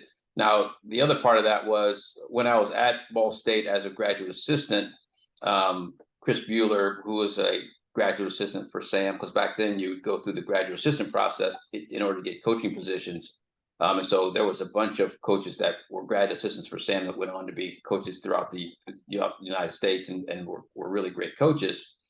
So he suggested that I reach out to Sam and ask if I could volunteer to work the camp, because then I would get in front of Sam and would have some interaction with Sam and all that stuff, which was, sometimes terrifying. But he would, and I sent him a letter. Hey, I'd love to be able to work the camp. I'll do it for free. You don't have to pay, so you don't have to worry about that piece of it. But just would love to help out for the week. And so he allowed me to do it, and he did end up in the end paying me, of course, to work the camp. And then I came back in year 2 and worked the camp again. And then while I was out in Flagstaff, So when the job opened up, there was already some familiarity with Sam and with the staff. And so he hired me to come in at, $22,000, something like that, my first position. You're talking about the Indiana track summer, That's right. the one that I worked at. Yep. I 100%. had no idea we had that in common. That's kind of where you started for Indiana University as well. 100%, Oh, 100%. Yeah. We're like brothers, Ed. We're like the same.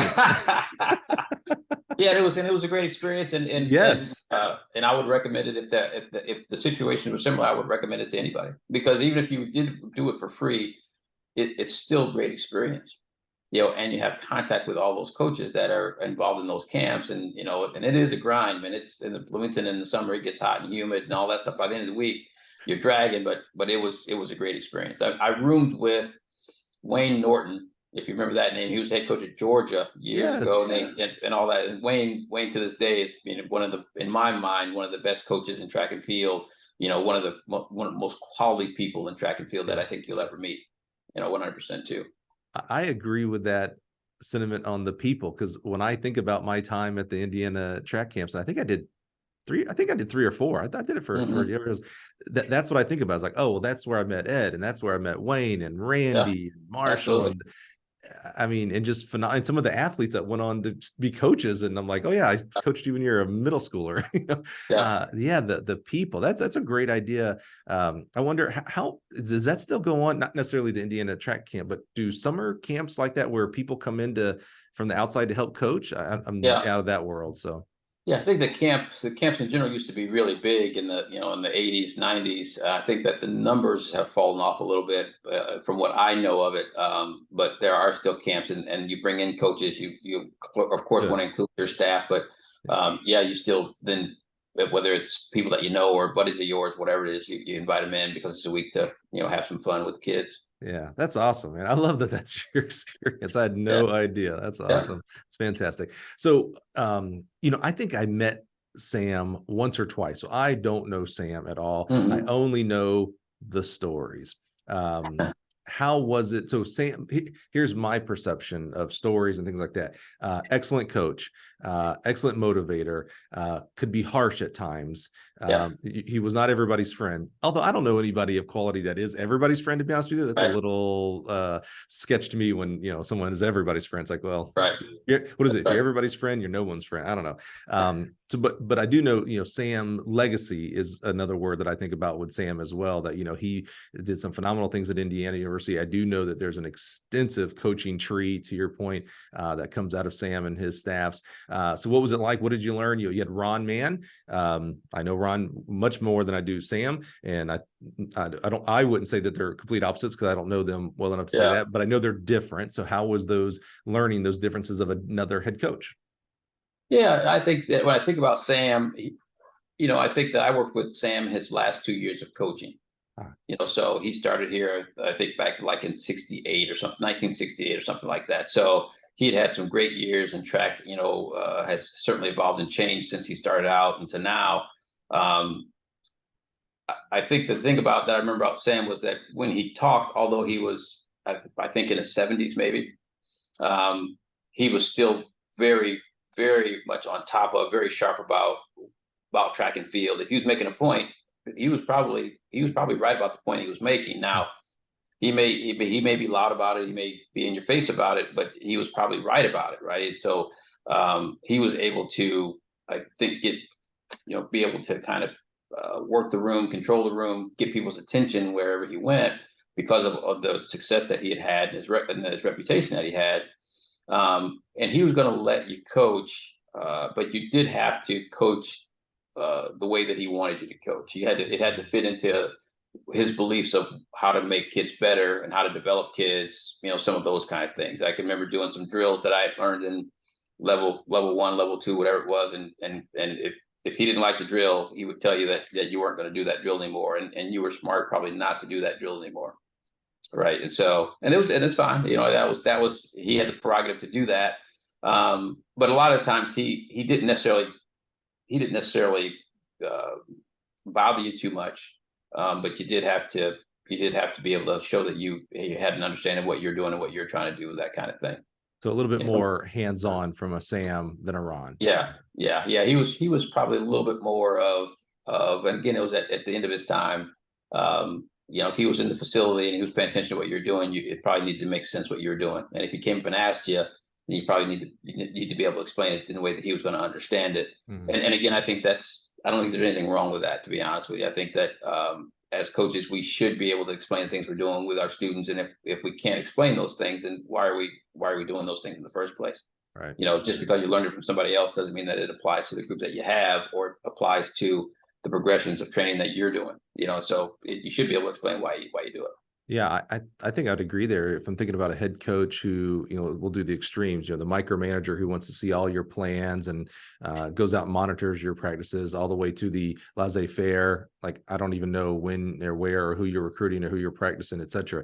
I'm not sure either of those is incorrect, but I'm not positive that any one of those is correct all of the time. If I have again, I'll use a rookie coach, coach in their first 2, 3, 4 years, well, I would hope the head coach would be a little bit more involved. Now, if I have a veteran who's done it for 15, 20 years, I would hope that they would be, because, they hired you. So I hope they trusted you so they can, maybe back off on things. I remember, my experience at Mississippi State with Al Schmidt. Al Schmidt, extremely intelligent about all the events. I mean, he was a biomechanic master. I mean, he was a genius and, tended on the side of the laissez-faire, but he would come over and watch and he had a real gift, I thought, of he'd ask you, why or how you're doing this, but he had the gift of asking that in a way that you didn't think it was like, hey, why are you doing that? It wasn't, there was no finger point. It was like, hey, curious why you're doing that. Oh, cool. Have you thought about? And I'd be like, oh, I haven't actually. Thank you. So he was very good at that. And I think about, of course, the name escapes me, head coach of Virginia Tech. Dave. Dave, yeah. Yeah, and I'll pronounce his name wrong, but yes. He's awesome. And when I got to know him and his staff, he doesn't coach an event. Right. He was a decathlete. He goes, I help support my sprint coach. I help support my jump. And I just thought that was extremely unique as far as having this guy who's very intelligent and knows a lot of the events to be able to support the coaches of their program. So I like that Sam, had an interest and had a lot of knowledge with each of those as well. Yeah. I forgot to bring up, so bring it back and come back to where we are today. You had to learn the jumps and you didn't do the jumps. How, that to me is fascinating because I would think that almost every coach has to learn a new event that they didn't do or haven't coached up to that point at some point in their career, whether it's a throws coach who, was a great shot putter and discus thrower, but never threw the javelin, now has to coach it, a sprinter jumper and now has to coach some hurdles. How did you tackle learning a new event? Yeah, I think that back then there were a lot more clinics that took place, right? That you go to. I remember going to somewhere down in Texas to do a clinic where you could pick the areas that you wanted to go and sit in on, and then you could also go to the level schools to learn the different events too. So I did a little bit of probably all of that early on, some of that professional development that would take place. And I think the other part would be just to try and research, try and watch video. Back then, there was a lot of instructional videos. Phil Henson used to do a lot of those and he was considered one of the gurus of the horizontal jumps and Boo, of course. I had conversations with and had some interactions with Boo too. So you kind of are able to kind of piece it together in such a way that you at least feel like you're not cheating the jumpers, out of their experience. But I wouldn't say, that I am anything close to what Wayne Pate was in the horizontal jump coaching area. Right. And so I knew that early on that probably wasn't an area that I had a lot of interest in necessarily. And so if I could, not have to do it or hire someone that could do it, that would always be that would still be my first choice. Now, you weren't a hurdler either, but No. You're a heck of a hurdles coach. So you had to pick that up as well. I kind of felt like philosophically that the sprints and the hurdles probably would go hand in hand a little bit more so than the jumps, because you got to train in so many other ways to address other needs of a jumper versus a hurdler.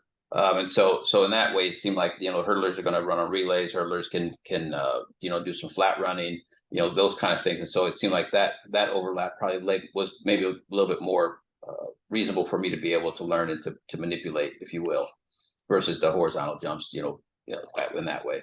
Sounds like you were able to kind of see the commonalities between some events and say, Yeah. okay, there may not be hurdles in the way, but we're doing acceleration, and guess what? You have to accelerate in hurdles too. Yeah. So I am working the hurdles by doing my sprint knowledge and experience. But you don't hurdle every day. So the days that you aren't hurdling, then you're probably going to be with that sprint group anyway. And so it just seemed like it made sense. And so being able to talk it, being able to coach it, being able to watch it and learn it, that they worked out. It was probably worked out in my favor, I would think. Yeah.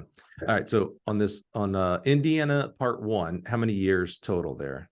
10 years. It was only 10? 96 to 06. Oh, I thought it was a lot longer. So wait, so 96. So I think my first camp was 98 or 99. You were a rookie Indiana. I had no clue. That's right. Yeah. You carried yourself like you'd been there for 15, my friend. I was like, oh, that guy right there. Yeah, he's been here. So I think my first year here, we hosted the national championship at the outdoor in 97. I think 97. Yeah, and that was my first year.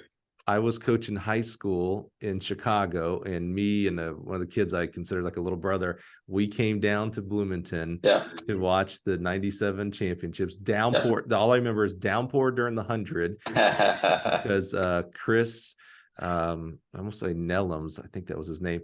I ran against him in high school. Yeah. Nope, not Chris Nellums then. Chris Cummings, LSU football player. Football player, track guy. I ran against him in high school, and he was. It's hard to say I ran against him because I was in the same heat, but it was 2 different races going on. He was one of the first like big time track athletes I met as a high school athlete, and he was going to LSU for football. I mean, he was big time recruiting all that kind of stuff, and he was as cool to me as he was to anybody else. So I always became a fan of his. So I just remembered going. That's why I wanted to go, because I wanted to see Chris run the 100. And I just remember downpour and all that. And little known secret, Ed, me, and I'm going to put him as an accomplice in case this goes to trial. Me and my little brother snuck back out. This is before there was really any security for nationals and stuff. And stole one of the NCAA banners that was on the fence. Yeah. We were getting a souvenir, man. Yeah, you probably weren't the only one that did that. That's true. And you're not the only one who still does that. But that still happens whenever we host Big Tens or regionals. The signs are always coming up missing. Okay, I'm going to use this as I don't know if it's a PSA, but you're right. And it has to stop because, and here's what I mean. Someone out there, I hope you're listening right now. There's 2 people out there every year at D2 Nationals and at the West region, West first round for Division I. Every year, someone steals skateboards off of our hurdles. Oh, is that right? And you don't understand, thief, first of all, what that does for us to host the meet. That the meet has to go on, and we have a lot of hurdles there, but that's another hurdle that someone doesn't get to practice on, or back up for on the track. Please stop. I'll be honest with you. If you were to call or email me and say, hey man, I really like those hurdle skateboards, I'd like a souvenir, I would probably do it. I have a few extra here. Stop stealing the skateboards, please. Well, they're bringing tools. Then it's premeditated. Exactly. Yeah. This ain't just the posters were, they were just zip tied. You could figure that out. It was pretty easy. No, it's a wrench and socket set. Exactly right. Yeah. Cut it out, whoever you are out there. That person, tell them to cut it out. I don't want to know who they are. I don't want to know who they are. Yeah. Stop it. Just please stop it. Okay. So love it. You're at Indiana for 10 years. Now, one of the things that I think is unique and actually says a lot about you in a very, very positive manner to me is during this 10 year, and this is a 10 years where I'm fairly involved in the without being on staff, I'm fairly involved in Indiana track and field because I'm working camps. Marshall Goss, who we'll talk about here in a second, becomes like a second father to me. So I'm a big fan of Indiana. I'm talking to you and Wayne and Randy and all these guys and gals and love it. And so you, during this 10-year period, Sam Bell, who hired you, is the head coach. He retires, deservedly so. Right. Marshall Goss, another long time. And this is kind of a cool thing about Indiana University, about these, guys stay there for a long time. That tells you something about program and the school itself. Marshall Goss, longtime assistant, becomes the head coach for a few years. He retires. God bless him and Anne. And then Randy Heisler becomes the head coach for a few years. And one of the constants, and there was a couple other constants, but one of the constants throughout that was you were always on staff. You were always the sprints coach. And I think that says a ton about you, because even though the people, Marshall and Randy, that became the head coaches were from that staff as well, so they knew you, they'd worked with you for quite a long time. I don't want to say it's rare because I don't know the stats on it, but it's common, and certainly common belief, that when a new head coach comes in, they clear everybody out because they've got their people, or because they don't trust the people that were on staff. Now, I loved it.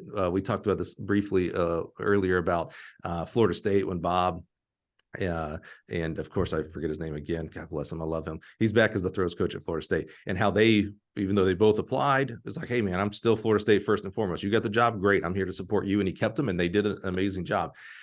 How was it for you during that time? Was that something that was important to you? Were you concerned about stability? Because I think Marshall was maybe the head coach for 3, wasn't a terribly long time. Was there any concerns about stability of like, man, maybe I need to move on? What was your mindset during these 10 years transitionals? Yeah, I think that we didn't want to have to move anywhere. I think that we, living in Indiana, our hope was to be able to stay here. And fortunately, during that 2005 window of time, we had some pretty good athletes that ran for us in the sprints area. Marshall had some pretty good hurdlers during that time, and so we were being productive. And I think that from Randy and Marshall's standpoint, I didn't think that I was at a place where I could compete with them for the position of head coaching, of the head job. So I wasn't a threat to them. And so I think that had I been perceived as a threat, then maybe it would play out differently. But we were able to, Robert Chapman, Judy Wilson, we were all able to, I think, stay relatively intact as we went through the different coaching changes. And Randy and Marshall, actually, when Marshall got the head job when Sam retired, Randy then he was the head women's coach. Marshall was the head men's coach. Right. Marshall retired 3 years later, and then Randy became the head coach of both programs until 2006 or 2007. So fortunately, I was retained. I was very supportive of, hey, whatever you need, whatever. And so I think we were very fortunate, very blessed not to have to, pack up and move somewhere else to try and, find a job. And that way we were very, very fortunate. And I believe our good friend Wayne was all the way through there. Now he eventually moves on to Lawrence, to Kansas, but he was there for the majority of that too. Yeah. Yep. Wayne came in, I believe, when Marshall and Randy took over. I think that we hired Wayne. I think that's right. So I think I worked with Wayne for 5-6 years. Okay. 6-7 years. Because Sam did not hire Wayne. We hired Wayne from Purdue. Yeah, Purdue. And then he came down, and I thought we worked together for 6 or 7 years together, because we were roommates on the road all the time. He and I, we were in the hotels. We were always roommates. Yeah, that was a great, the Indiana program has certainly continued to grow and had great athletes, but for me being involved in that time, the Greg Udells, Rose Richmonds, they're missing a couple of the sprinters as well. The 4x1 was hopping. Gosh. Yeah, we were very fortunate. Of course, we were very, very fortunate. Yeah, Danielle was one of my favorites. Yeah. Oh man, gosh. Yeah. Yes, yeah. Oh man, just felt like I realized it's hard to do this sometimes when you're in the moment. Sometimes we don't realize it until 10, 20, 30 years later. I knew something special was during that time. I knew it was a lot of great athletes and all, but I was just like, no, this is beyond that. There's something special about this group, at least from my experience. They were all great people. It's quite amazing. During this time frame, again, I mentioned, the 4x1s were hopping, the sprints were going. You had All-Americans and almost every sprint, if I remember. I think you even had a great quarter miler, and some 4x4s were going.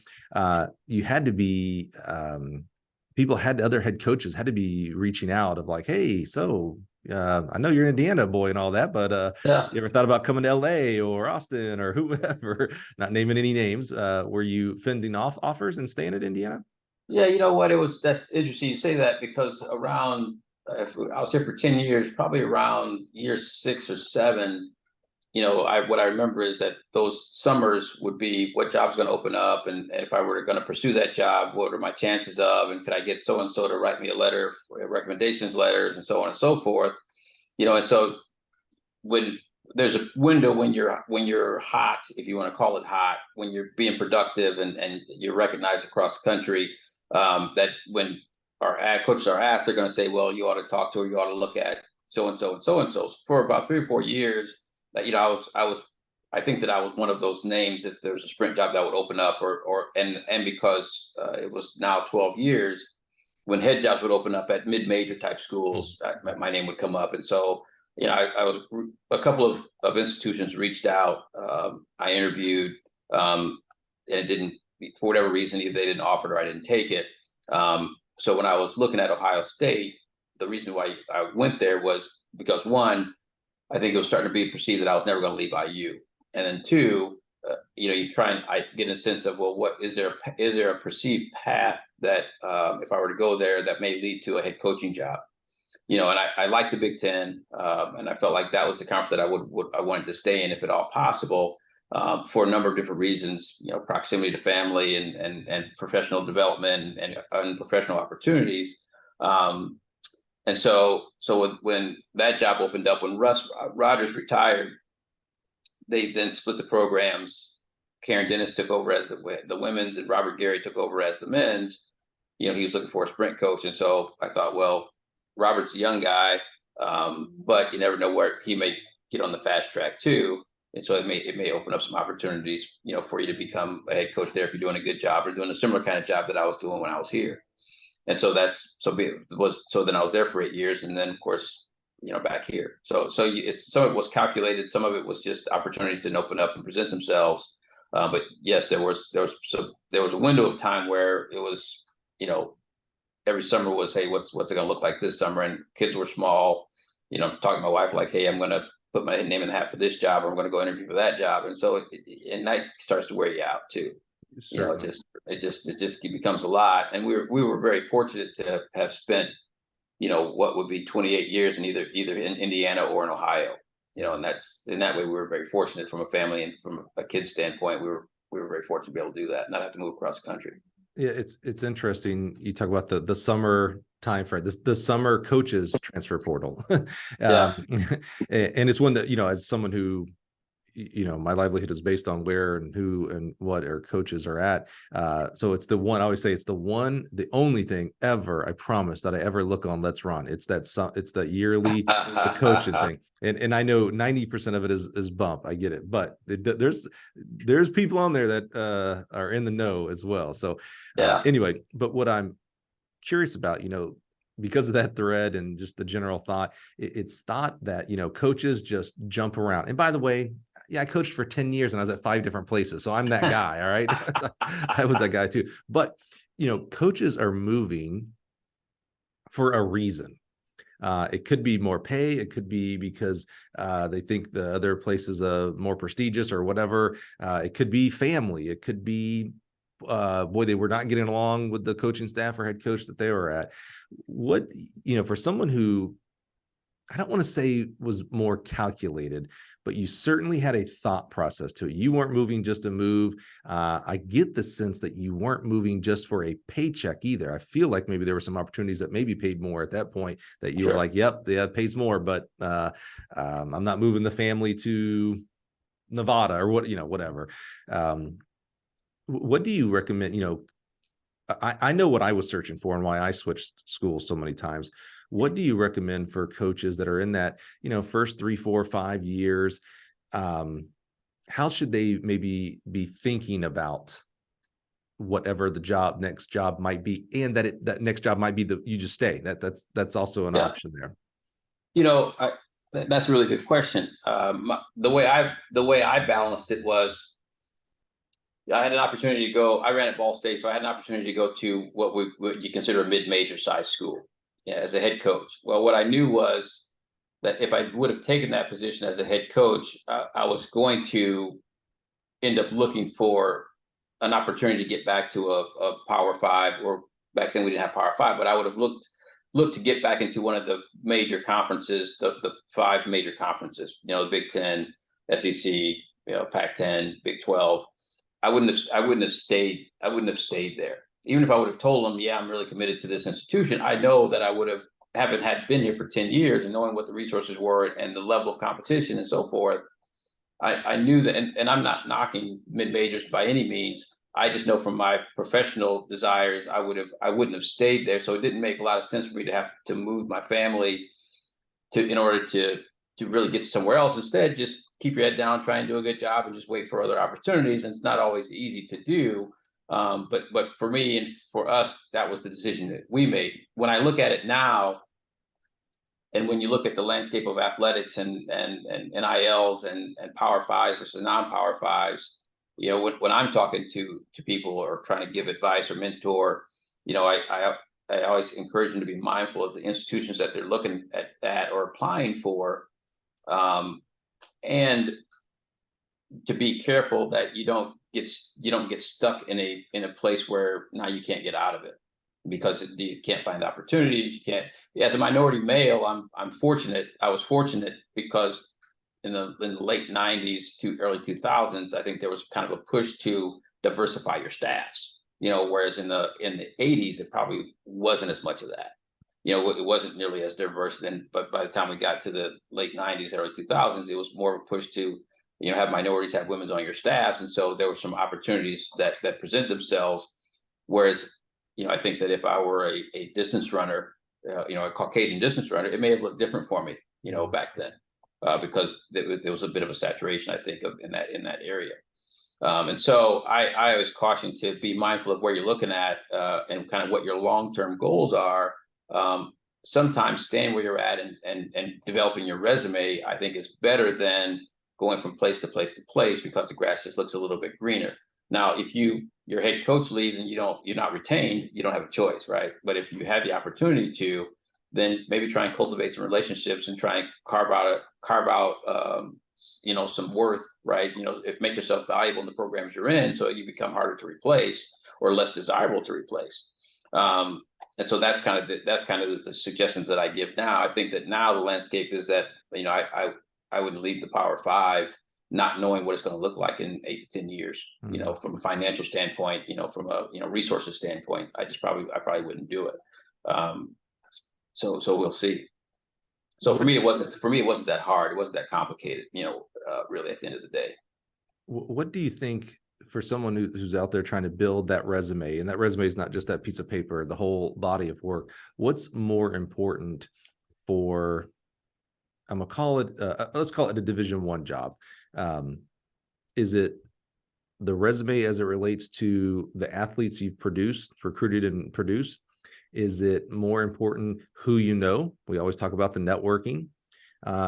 Or is it more important to show that, yeah, I've worked in, I did scheduling, I did compliance, I did bookings for the buses. It's, I don't want to come to the intangibles because they're as important, because if you don't do the buses, guys, your kids that you coach don't go to the meet. So it doesn't really matter. Yeah. Which one of those is more important? Is there a fourth X factor?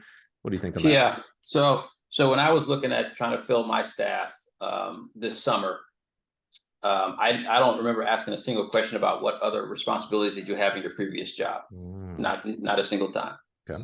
The things that I look for, and when I talk to other coaches about things that they would advise me to look at or consider, it was, did you feel like you have a trust level with the people that you're interviewing, right? And some of that comes from then talking to other coaches about what they knew about said candidates, right? Were they trustworthy? Were they did they do the things that they were supposed to do? Less to do with and so the other part of that, you're right, is the actual results piece, right? So you look at them, and the first thing you do is to read and see what kind of success they had. What does their resume of coaching looks like? But once you've identified them being able to do the coaching piece, and maybe not all the things you want to do, but they have demonstrated ability to be successful when they needed to be. Okay, that's step one. Step two is then what kind of person are they? Are they people that are going to be able to fit into the staff that you're trying to build? Are they going to fit in philosophically? Are they going to be able to work within the framework? I think sometimes we think, well, if I'm a really good coach, then that's all that really matters. But really, for me, if I don't feel like I can trust you in the position that you're in, and especially if I feel like I need to be able to trust you in that position, then we don't have a lot to talk about. If I feel like your agenda is different than my agenda, well, I want to be able to coach 5 athletes, 3 athletes, and have them be really good, and I only want to work in my area, I don't want to work outside of my area, then we probably don't have a lot to talk about. Yeah, I believe that we have to, if we've got 8 coaches and we've got 90 students, that means that we've got 8 full-time coaches that can have interactions with 90 students, not 3 coaches that can have interaction with 90 students and 5 other coaches that are off doing their own thing. So are we a team, or are we not a team? Whenever people talk about track being an individual sport, I think it's just absolute nonsense. I don't think it makes any sense at all, because we aren't an individual sport in the framework of, throughout the year we spend so much time together as a men's and women's team, working together on the road, away from families. Then if we're not a team, then I'm not sure. If we're not a team sport, then I'm not sure what we are. I want to keep expanding on something you said there about who you are in relationship to who you're interviewing with. You mentioned, some people only want to coach 5 kids, 3 kids, and they don't want 50. In some places, they want you to coach 50, for reasons. I think that is so valuable, what you said there about making sure that whether you are the interviewer or interviewee, that you represent who you are factually. Because if you try to represent yourself what you think the head coach wants, or maybe the head coach says, yeah, you know what, I think, our throws program, we need 50 kids because, 10 of them are going to be amazing, but we got to have 50. And you're the kind of coach that says, yeah, I want to go get 3 full rides and be done. Well, if you in that interview say, oh yeah, you want 50 kids? Sure, man, I can recruit. It's what I've been doing my whole life. Got you, coach, no problem. And then you get there, you're going to revert to who you are. It's just, it's who you are. There's just going to be conflict. I mean, you won't be long there, and you're causing consternation for your head coach, which means you're going to it just doesn't make sense. We had Dave Smith, head coach of Oklahoma State, on a while ago, and I can't remember if it was Texas Tech job or the Oklahoma State job. His interview was like an 8-hour van ride. I think they were at Drake Relays, and they were driving down, and he was like, so I was in there for 8 hours. He's like, you really get to know someone. 8 hours of windshield time. And I was like, man, you know what? That's what all interviews should be. Maybe not 8 hours. Maybe not 8 hours, but instead of bringing into an office, like, hey man, let's go to dinner and, see how they treat the wait staff and, and actually talk to you, quote unquote, letting your guard down. But like, I just want to know who you are, because if you are the type of person I'm looking for in my staff, hey man, bingo, we're going to do some good things here, and we're going to enjoy doing those things. But if you're not, hey, even better. I mean, honestly, if you're not the right fit, then thank goodness you don't get the job, because you would have been miserable. Head coach would have been miserable. Yeah. I think that extends all the way to recruiting, how you're recruiting kids. Are you representing yourself authentically? And by the way, recruits, you have a responsibility or two.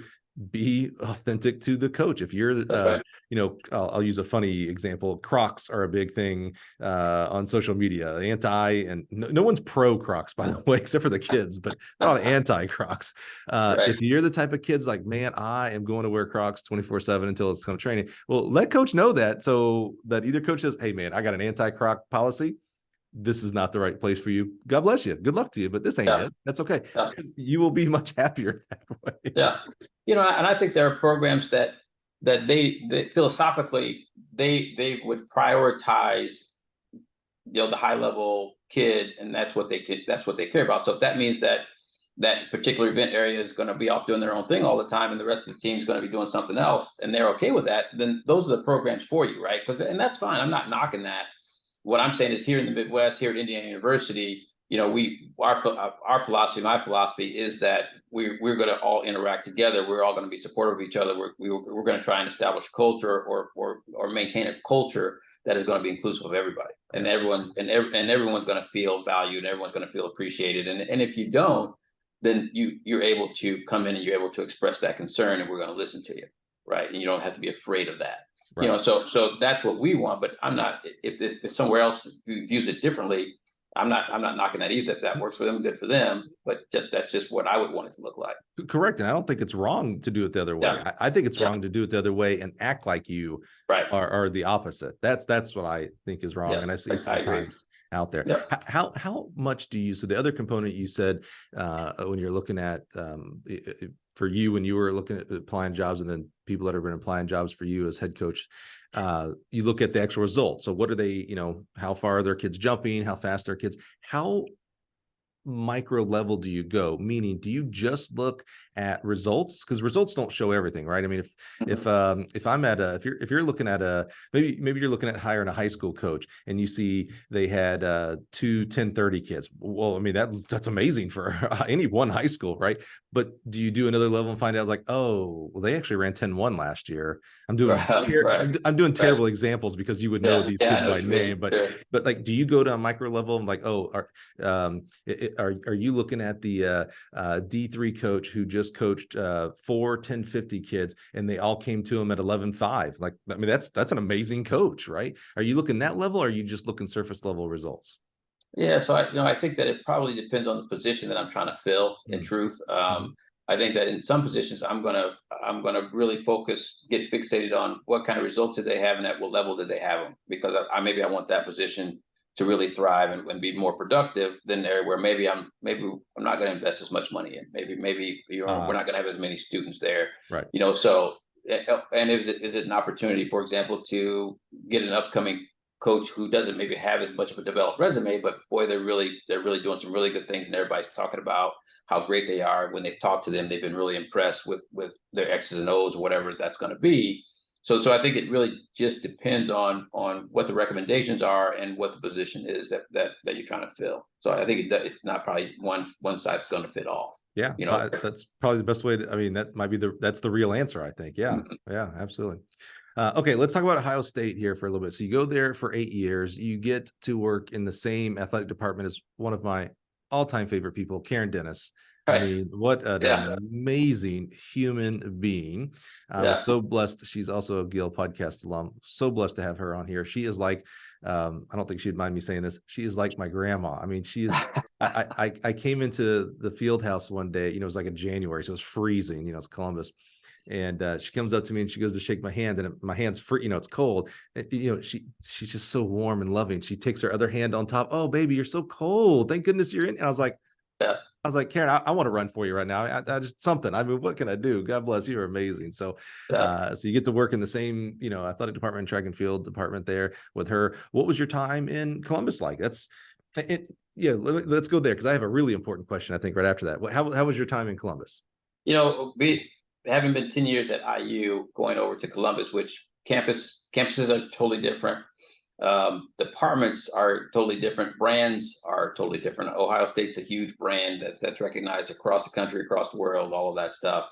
And IU's not a bad brand, but Ohio State, man, that's, when you start talking football and all that stuff, it's just a whole nother thing.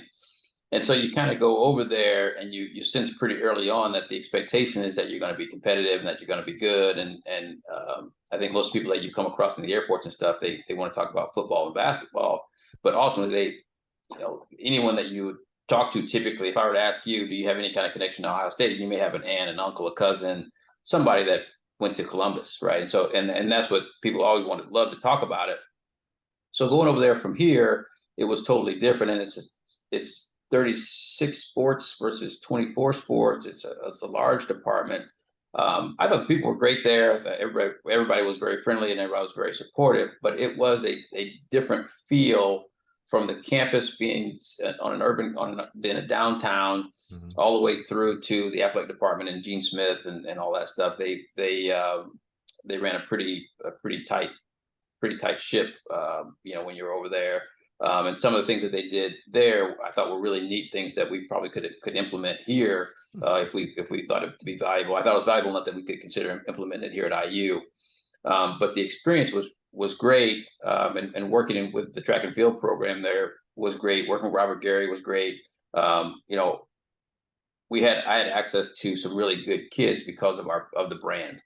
You can get into Kids House because it's Ohio State, and it's perceived that we've got this room, somewhere that's just full of money and that we can do whatever we want and all that kind of stuff. And so, it was a neat experience for those 8 years that was, probably unique, different from what it was here in Bloomington. That is interesting. Two institutions that are in the same conference, both great brands. I mean, Indiana basketball is a national brand, and of course, Ohio State football makes Ohio State a national brand. I think Ohio State is slightly bigger student body wise, but still a lot of the same goals and institutions, et cetera, and not that far away from each other. Easily, you can make that drive easily, and you've made it several times in one day. Oh yeah. But what you're describing there is the difference in cultures. The Ohio State just had a different culture. Doesn't make one better than the other. It's just like, oh, here's cultures. Here's how Columbus has grown up in their culture for the athletic department. Here's what Bloomington has done, because it's not just the athletic department, it is the school, the campus, et cetera. That's interesting. All of it. That's the whole thing. It was a little bit. It was faster there. The things that were happening faster. When there's a football game, it would shut down basically the downtown of Columbus. And so many people would come into town for the games, and that experience. If you love football, college football, it was fantastic. It was awesome. But you also took a lot of pride in what you're doing over there, which I think is, if you're not part of it, you kind of think them to be over the top and obnoxious. But if you're part of it, it does just make sense. It's just crazy. I love that. On the outside, that's obnoxious. Inside, it's like, no, that's amazing. It was. I can remember getting into, and only time when I was at Bloomington for the first 10 years, there was only one football game weekend where I went back and forth with the Ohio State fan. And I don't no other time, no other institution, only an Ohio State fan. And then when I went over there, it was like, I probably get it. Yeah, that's okay. I got it. The best example of that has to be LSU fans. They're obnoxious. I'm talking about football, not track. You guys are all awesome. Love Dennis and the crew, but I coached at Mississippi State, so I had to deal with LSU football, football games and stuff. And you think about basketball now and baseball, it's like, oh, you guys are obnoxious. I'm sure in the Baton Rouge culture, though, it's like, oh yeah, no, we've earned this. This is our culture. It's like, yeah, okay, all right. Just don't go to, if you're not at LSU, if you're not an LSU fan, don't go to an LSU night game. Just don't. It's just not good. Yeah. Okay. Yeah, so it was a neat experience having left here to go there. That I thought it was really valuable. Now that I've come back, I thought it was really valuable, even more valuable now than when I was actually over there to have been there for the 8 years and actually got my first coaching experience last year and a half, 2 years. I was head coach of the men's program there, and that seat feels different, than what the assistant seat felt like. Sure. Well, I'm curious, in our conversation with Boo Schexnayder, he was talking about, sometimes coaches don't want to leave because of the kids. And you hear that a lot. You recruited these kids, certainly a guy like you and how you build relationships with them. You had relationships from freshmen through your seniors and already your upcoming high school seniors that you're recruiting. And, he actually said something that I told him, I was like, wow, you're not supposed to say that out loud. He talked about, if it really is for the kids, well, how do you know by leaving a coach who's better for them won't come in? Which I was just like, oh man, you're not supposed to say that. We're the best person for our kids. Right. You did it in the same conference. And actually now you've done it twice, by the way, because you went to Ohio State and built great relationships. How was it?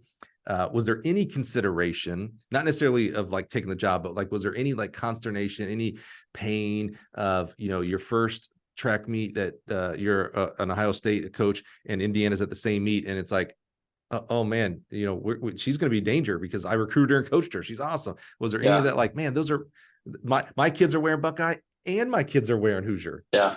Yeah. We still have a lot of pictures of our kids wearing Ohio State gear when we were over there. From when we were over there, that's in our house. There are pictures of it in our photo albums. I thought it was really hard to leave here to go over to Ohio State. Coaching both men and women, had some young athletes that I thought were really pretty good, and having to be able to have that conversation with them. And it was the first time, I left Northern Arizona, but I was only there for 2 years, and so the relationships there were probably maybe a little bit different because I hadn't been established as long. But I think when I left here after being here for 10 years, that was the hard conversation. But I think that the reality of it for us, and when we were leaving Ohio State to come back here, was that, each of those students, whether it was then, whether it's now, they're going to do what they think is best for them. And NIL, the transfer portal is a great example of that now. But they are going to do what's best for them. When in the recruiting process, they're going to do what they think is best for them, whether it's financial, whether it's personal, whether it's school mascots. And so for us as coaches, I don't know that it should be any different, right? If we're being 100% honest, right? I think that you always worry about and you think about the kids, but if they were going to be the number one way that you made your decision, then coaches would never leave anywhere. They would stay there for the kids all the time. And the reality of it is that people move around all the time because that's what is best for them and their families back then and even today. And so that becomes kind of the reality of it, is that their kids are resilient. They're going to figure it out. And ultimately, I had to have 2 daughters and a wife. And so we need to be able to do what's going to make the most sense for us and Mars. And when I left to go over there, it was probably more professional. When we left there to come here, it was probably a good combination of family as well as professional. My wife's family is up in Indianapolis. At the time, my family was up in northern part of Indiana. And then it was, coming back to IU, where our girls were born, and with the hopes of potentially being able to take over the program someday. So it was both personal and professional. So you brought up transfer portal. So I want to hear your take. It's interesting how you described it of, hey, the kids are going to do what's best for them. And I'm with you. I'm agree with it. I love how you actually threw in mascots as well. Because yes, some kids do choose based on the mascots. We all have our reasons, it's their choices. So you said, so coaches should also have that, because the reverse is how you hear about it mostly with the portal. It's like, hey, coaches are allowed to leave at any time because it's at will work or whatever it's called, right? So the kids should also be able to leave. I'm saying that's how you normally hear. I just loved how you reversed that. That was very that was maybe the most political politician like I've ever heard you go on that one, Ed. Right. But help me understand. And I still, when I was coaching, we didn't have the transfer portal. Kids still transferred. But what I'm not understanding from the outside looking in, I'm hearing the bemoaning of mid-major coaches that, hey, I get a kid and make them, they're great coaches there, and I make them good enough to be, good enough for the SEC, Big Ten, et cetera. And the big school comes and swoops them up. And I get that. And I'm not sure that didn't. No, I'm not scratching that. I know for sure that happened before. That's not new. Yeah. But so where I'm hearing the bemoaning is, so I hear from the mid-major coaches, and I get it, and not just mid-major Division I. I'm hearing this Division II, et cetera. And then I'm hearing on the high school and all coaching body side, well, this is really screwing high school recruiting up. Now, here's the part I don't understand. If a kid goes from mid-major to Indiana University because they got coached up to be a Big Ten and maybe national scorer, that to me, that means there's a scholarship open on the mid-major side. So therefore, a high school kid should be able to plug into there. Sure. So I don't see where this is hurting high school recruiting. This is kind of a slippery slope. It's a tricky conversation. Sure. Depending on who's going to watch the podcast and some of that stuff. But what you're saying is right. The mid majors are being cherry picked by the large schools, but in truth, the Power 5 schools are being cherry picked by other Power 5 schools too. 100%. That's right. We have the same issue that it's not just a mid-major issue.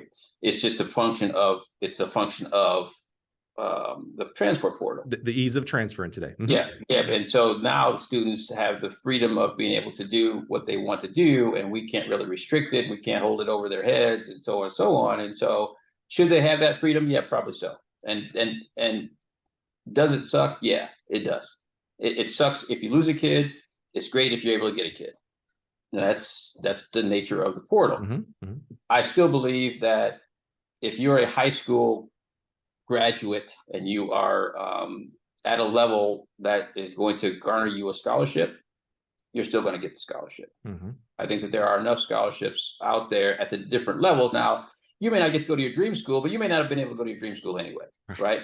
And there are also a lot of levels of track and field, and there are a lot of levels of athletics, and so that's just the nature of sport. Yep. Football has a bazillion scholarships, and there's probably still people that feel like there are not enough scholarships for high school kids. Right. And when you put a kid on scholarship, it's tough to get your scholarship back if they aren't performing at the level that they told you that they were going to, or the level they thought they were going to, and all of that just falls under the category of the cost of doing business. It's just the nature of the sport. It is what it is. Maybe what that high school coach can do, if they aren't already doing it, is get on email and really advocate for your student that you feel is not going to have the opportunities that they should. Mm-hmm. Sending someone an email is not hard to do, right? And we don't get coverage. We don't always get coverage of what's going on in South Dakota. So if you got a kid in South Dakota that you feel like would be great in the Big Ten, then send us an email, right? It doesn't take very long, or have that recruit send an email, have his parents send an email, and all those things already happen. So you can identify what the problems are, or you can get in the game, and you can try and work the problem. I don't know that I could have agreed with you more than what you said there. I'm with you 100%.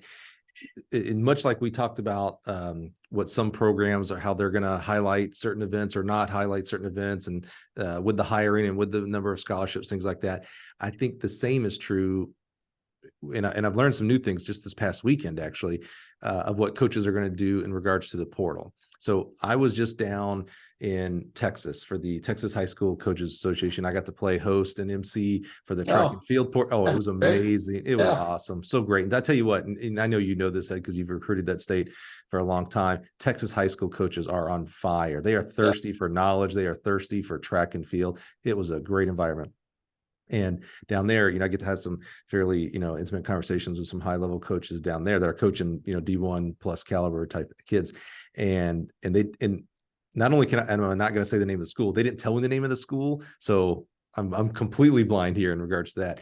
But they told me that this school, so they were lamenting about how, and they lump it all D1, especially Power Fives, but it's all D1, but especially Power Fives, that you're Power Five, Ed, so it's you. This is your fault.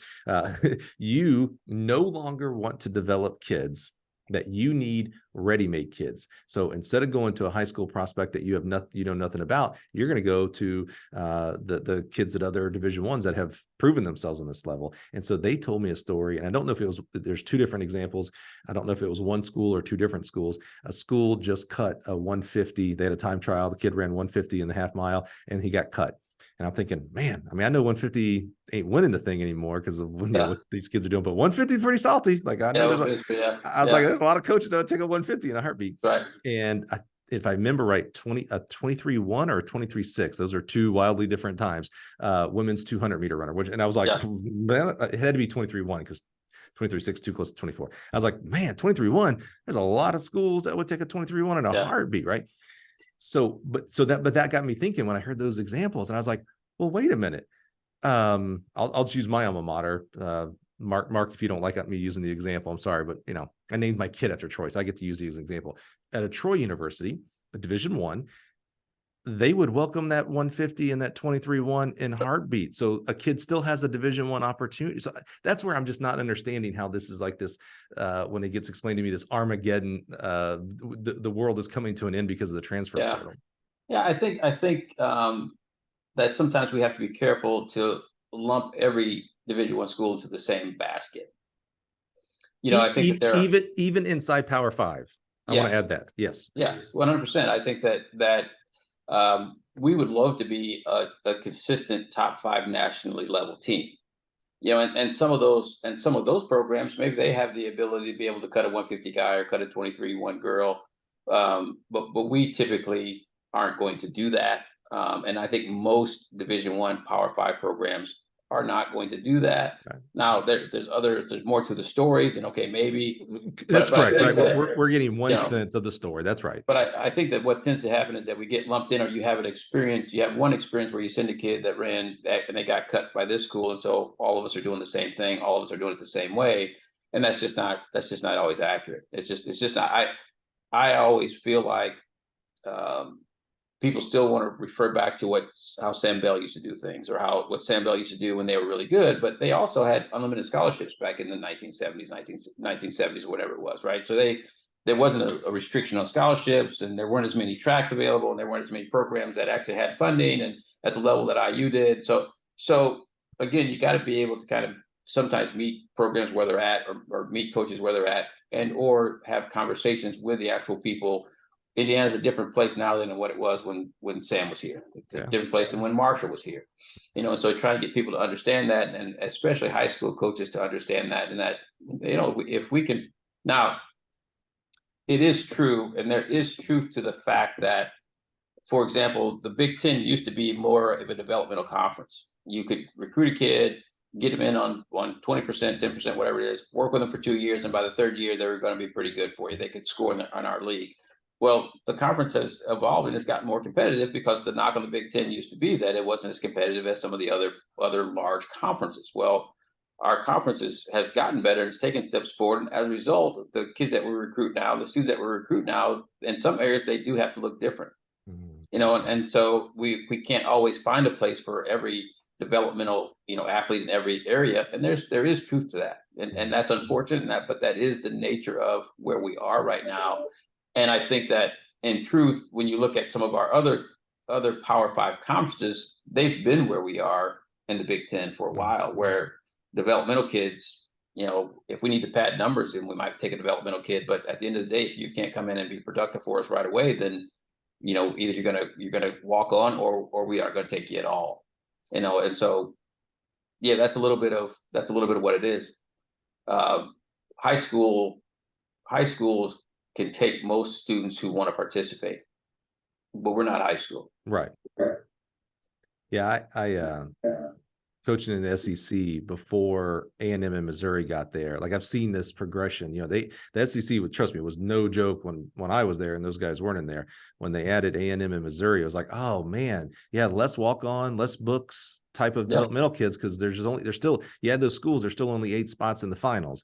And now they're adding OU and Texas, and it's like, oh man, how can you in the Big Ten? You're adding you. First of all, you're right. The Big Ten has really, maybe out of any conference there is, has really stepped up overall in the game in track and field. And now you're adding a UCLA, USC. It's like, man, it's just, again, they kept the number of lanes in the finals the same. The number of points, the number of places that get points is still 8, but now there's 16 teams of kids coming at you, or 14, et cetera. It's just quite amazing.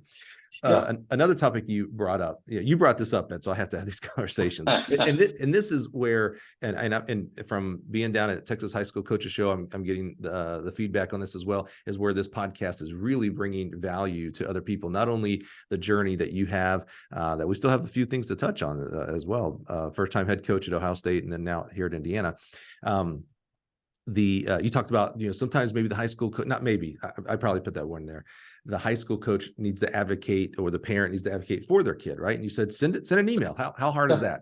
Now, I also interview high school coaches, and they will say, and again, we're lumping, Ed, you get to be the representative of everybody here, and I know that's not fair. You represent yourself and your staff there. They say, I will email a coach and never get a response. And that bugs me, honestly. Like, I don't like that. I hope you're not that person who says, hey, I just don't have time. I'm like, Ed, we got to find, even if it's a 1-word reply, I just feel like we have to do this. But there's this consensus that Ed, you big time people, you don't reply when I email about my kid. Yeah. So I'm trying to figure out the way to be the most. I used to, as an assistant, I used to try and respond to every email that I got. And even if it was just kind of a generic, thank you, and send them our roster guidelines, that kind of thing. Right now in my email box, I've got 200, 300 emails. And some of those emails, for example, if I get an email from a 55-second 400-meter male out of high school, I'm probably not going to reply back. Okay. And is that rude? Is that unfortunate? You know what? At some point, we can't reply back to the athlete who hasn't run track before, but really feels like, with some coaching and some facilities, they can be really good. At some point there is a level that we need to at least try to adhere to. And while there are thousands of high schools out there, and for that high school coach who says, I've emailed this school and didn't get a reply, and depending on the level of the person that he's trying to promote, depending on what they're looking for, the reality is that he may not get a reply. But what he can do is he can try another school. There's 250 something, 70 something Division I track programs, and so you emailed one and you assume that none of us are going to reply back. And if you've got a kid that is developmental, then you have to be able to, I think coaches have to be able to appreciate the different levels of track and field, right?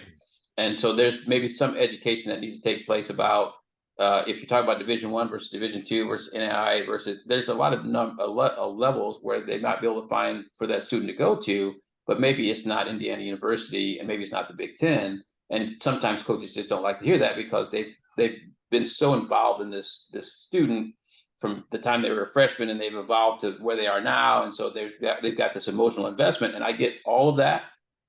And I'm a big believer in giving people a chance and letting people try out and all that stuff. 100%. Indiana kids, especially, I believe in all of those things. But at some point, to think that for the amount of traffic that we get in our email, to think that we can reply to all of them in a meaningful, way is probably not realistic for what we do and for what we're paid to do. If we had more of a staff, then we probably would. I would probably try and make more of an effort to do it.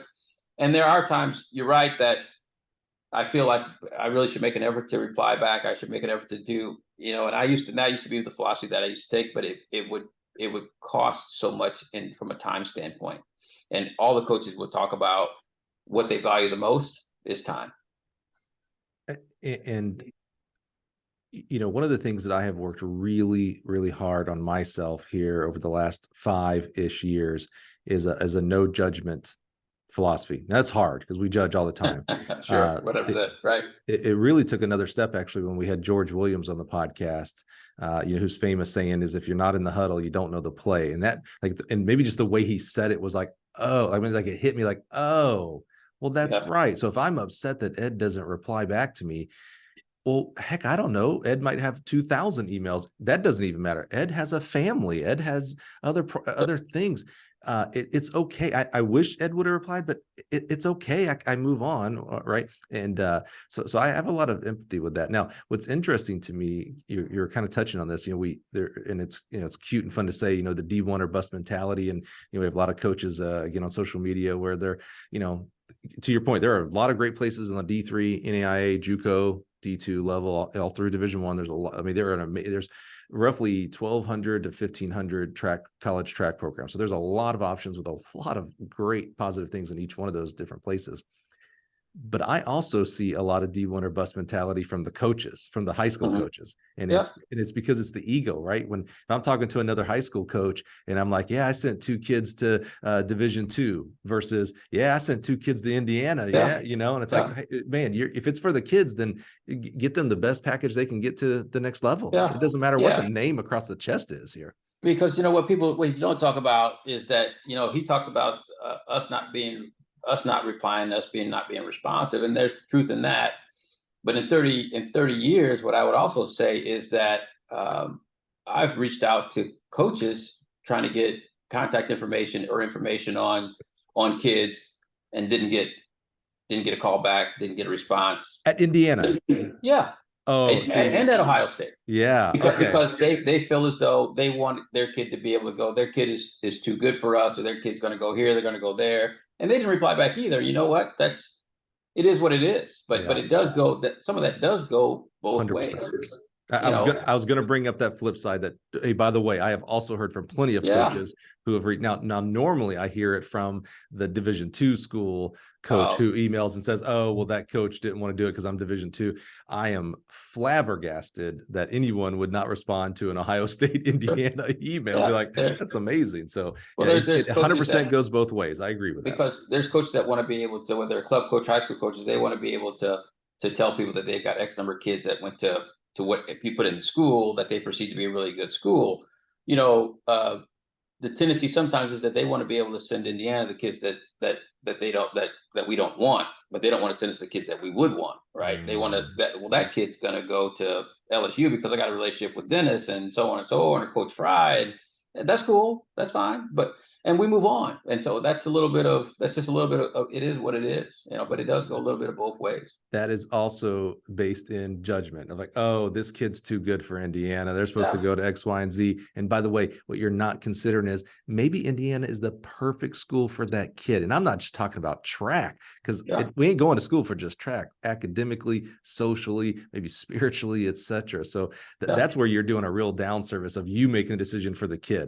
Like, hey, kid, you have an interest in Indiana? Cool, I'll reach out to you. Oh, you have an interest in Grand Valley State? Cool, I'll reach out. Like, the care should be that you maybe go on to the next level and go to school, not what conference they're in or level. So I, to be fair, I was 100% going to bring up that I have absolutely heard it the other way around. Fair enough. All right, thank you for being so. I put you on the spot a little bit, like, oh, I didn't know I was going to represent every coach here. So in like I said, you represent yourself, but appreciate it. I think there's a lot of value in us hearing both sides of it. And you're actually going to hear in a couple of weeks a high school coach that we had on here who did the same thing. He's like, college coaches only want ready-made kids. And I rebutted him. It's my podcast. I get to rebut anybody I want. And it was like, hey, you're not seeing it from the other side. We've got to be able to put ourselves in the other person's shoes. Okay. You go to Ohio State and you also become the men's head coach there through your 8 years there. What was that like? That's the first head coaching job. Literally the Buckeye stops with you. For everything I know. It was a terrible, I had to think like, was that a good dad joke? No, that was actually a terrible bad joke there. Right. How was that? Your first, my favorite question to always ask someone when they get their first head coaching job was, were you ready? Yeah, so I think if I'm trying to think back how many years into it, and then maybe number of years don't really matter as much as do you have the tools and the skill set and the mentality to be able to do it. And so I was named the interim for a while, for maybe a season, an outdoor season, and then had to go through the interview process and then got the head job.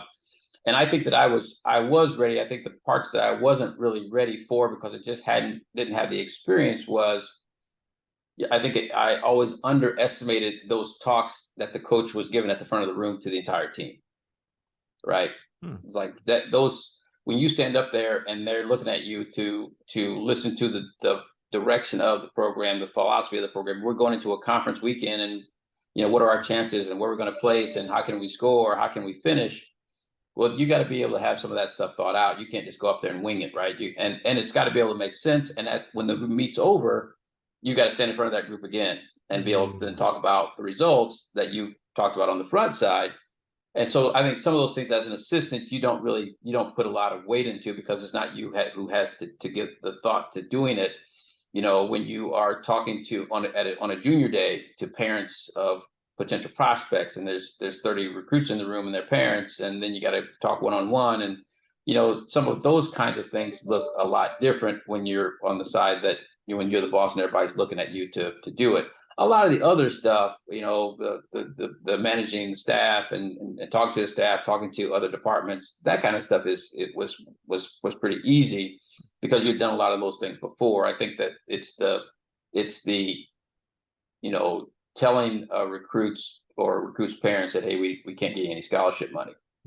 Those kind of conversations, although you're very talented, you could help us, but we just don't have we're going to give you an amount that I know is going to offend you because that's all we have. It's like, so hey, I'm going to slide this 10% across the table like you just won the lottery. It's like, I know that sucks, right? It's not what you're expecting. And so, I think some of those pieces of being in charge were the things that you had to learn. But what you also learn is that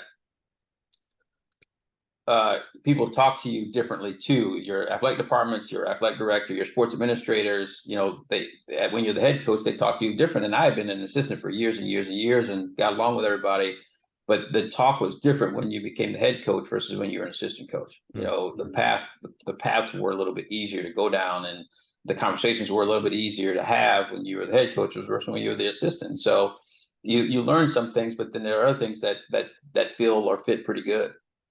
Did you, when you took over as the head interim and then into full-time head, did you have to hire coaches as well, or did everybody stay on? So I hired a distance coach, Bryce Allen,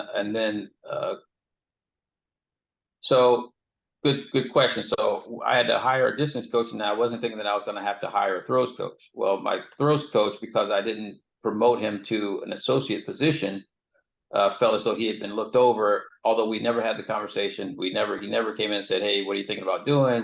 How do you perceive me?" And none of those things. He just felt offended and quit. So then I had to hire a throws coach also. So yes, I didn't fire him. He quit. Right. So I ended up having to replace 2 coaches in the staff. What always interests me, and I ran a group for a long time on Facebook for coaches called Beyond the Track, where the focus was nothing to do with X's and O's. It kind of was actually, if you wanted to study like the genealogy of this podcast, it was a very integral part of building up to what we do here now in this podcast.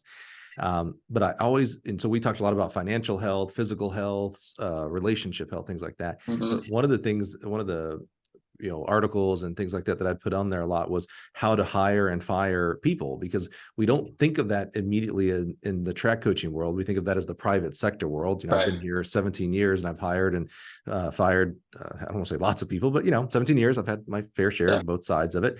And so we become head coaches, and you've been an assistant your whole life. So you've been hired your whole life, and maybe you've been fired at some point in your life as well, but you've never hired anybody. So you've never thought about beyond the law side of the things that you can and can't ask and all that kind of stuff, but you've never been trained, taught, even thought of, well, how would I hire someone? How did you seek out advice from anybody like in the administration there or other peers in the track world, other head coaches? How did you start thinking about, oh gosh, I got to actually hire someone and I want to do it correctly? You've now got it into a little bit better system that we talked about earlier, but at the first time, it's just different. Yeah, I think the principles of it are the same. I think that you're still, the priority one is you surround yourself with people that you can trust, that are going to share in your vision of or philosophy of how to deal with students, how to develop students, how to compete on how you handle yourself on competition day. So I think that was the priority one. And I think that for me back then, the start was talking to distance coaches that I respected to say, hey, any suggestions on people, any thoughts on people. I'm sure back then I talked to Ron Mann because Bryce came from having worked with Ron, and so I trusted Ron to be able to direct me and shoot me in a direction that was reliable, at least from his view. And so you start out talking to other coaches, saying, who do you know that's out there? Who have you, when you interviewed for this position, you looked at a number of people, but you hired one. Were there others that you thought, man, I should have hired that person, or could have hired that person, but you just end up going in a different direction? And so that's probably how the process started. And even this time, it's kind of the same thing. You have some people in mind, but then what you do is talk to people that you kind of share in vision and philosophy with, and say, hey, if you were looking at it, who would you do? And most of us, I think, keep kind of in our mind a short list of people for each of the positions that we have, never knowing when someone's going to leave or quit or whatever it's going to be, or that you have to make a change. So I think we all kind of have a short list of, man, I in talking to this person, I would really love to be able to talk to them about this position, or potentially down the road, I'd love to work with that person. And so that's a little bit of how it worked. I talked to people that I trusted to try and find someone that I would trust. I like that question of, hey, did you hire someone? But like there was another person you're like, oh man, yeah, if this one doesn't work out, I'm definitely going for this. That's a really good question, because while that person didn't get hired, it's like, oh yeah, you have no idea. One little, the butterfly effect, you would have been in that position, but whatever happens. I like that question when you're asking peer groups, other people. Yeah, I like that. And I think a little bit too is of trying not to have a staff that's all like me. Mm-hmm. Like I'm not necessarily a fun person. I'm not going to come up with fun things for our team to do. And I know that. Throughout the years, my memory serves that at the camps, you were the sharks and minnows guy. Yeah, I mean, you got to get out of your comfort zone when you're trying to get a job, right? But now I'm not leading Sharks and Minnows anymore. That's not what I'm doing. Did you put that on your resume? Additional duties as a side. I was the Sharks and Minnow coordinator. but I need somebody that can probably do that, because that's what I think sometimes the students are going to need. And so you need somebody that's going to be able to, be light and some of that stuff. And so trying to find people that aren't just like me is, I think, really valuable in trying to put together a staff too, because you have such a diverse group of students that you're going to be dealing with. So it does make sense. So you spent 8 years at Ohio State. You get the opportunity to come back. Was the opportunity coming back with Ron was the head coach, right? Right. So again, another legend. You've really worked with and for some, I've been very fortunate. Mount Rushmore type people here. Yeah. Was the idea coming back, Ron was certainly in his twilight years at that point. We all hopefully retire at some point. Was the idea, hey, I'm going to come back because I'm going to be the head coach in Indiana University? And I don't mean like it was promised you, but you were like, hey, this is a goal of mine. Yeah. I think that when Coach Helmer had approached me when I was sitting head coach at Ohio State, knowing that I had been here before and had some success here, the thought was that at whatever point in time, and he was never specific, and I think that's what I would suggest to people too, is you don't necessarily make promises to. He was never specific as to how many years he was going to do it, how many years he thought he was going to do it. It was more the talk of, at whatever point in time that it does happen, would you want to be in a position potentially to take over the program or have the opportunity to interview for the program, so on and so forth. And so, having been here, have my kids been here, my wife's family are in Indy, it checked a lot of the boxes, and there wasn't anything that I was unhappy with at Ohio State. I think I left there with 2 more years on a contract. And I think people across the country were like, well, was there something internally going on? Was I in trouble? Was there something that was brewing? It was just an opportunity to potentially come back here and be the head coach down the road, because I think big picture, that's what I wanted to do. In Ohio State, I was there for 8 years, but not to say that I wasn't an Ohio State guy, but I think that I was probably more of an Indiana guy, and so I thought that it fit the family, and it fit me better. So if I had the opportunity to come back and potentially then take on the job. And our athletic director at the time was very clear to be able to say, this is not me telling you that you're going to get the job. This is not me telling you that you have the job. I want to be clear in saying that we'd love to have you back. And if and when the time it presents itself, if you're doing the things that you're supposed to be doing, I assume that you'll have a chance at the job. And I was fortunate that when Coach Helmer announced that he was going to retire, the first conversation that I had with our athletic director in regards to the job, it wasn't me having to, convince him, beg him, and I kind of envisioned that was what it was going to look like, was, hey, I really feel like I'm the person for this job, really hope you'll consider me. But it was like, hey, we've as an administration, as a staff, or as an athletic director, I really want you I want you to be our next head coach here. And so after 29 years, to be honest with you, I was really appreciative of the fact that it wasn't that I had to go in and scrap for a job at a place where I had been here at that time for 18 years, with a break in between. I think part of that was because reputation wise, I'd always been perceived as a solid person. I wasn't recruiting violations, all that stuff. My kids weren't going in complaining about how I treated them. And interacting with other departments within the department, I think that I could be seen as a head coach, and coming from another Big Ten school where I was a head coach. So in that way, it was really rewarding. It was really gratifying. I was very appreciative. And so some would say, well, if at a school like this, you should post it and you should advertise it nationally and blah, blah, blah, blah, blah. And maybe that's true, but we didn't do that. After 20-something years, I do feel like, I probably generate a resume that would suggest I've probably been interviewing for the last 20-something years. And so at some point, I'm not sure that it has to be that complicated. And I appreciate that our athletic director didn't feel like it needed to be that complicated either. Yeah, that's exactly where I was going. There's proactivity and reactivity, and it says a lot about your administration that they had been proactive the whole time. What you just said is, you stole my line, Ed, is you actually had been interviewing for the job. So for the past 2, 3, 4, 5 years, they had been watching you. Okay, how's he? Oh, he's on this hiring committee. That's cool. All right, we'd like that from our head coaches. Or I talked to my compliance director. Oh yeah, Ed, I love Ed. Yeah, he's great to talk to. It's like, okay, your reputation precedes you in that sense.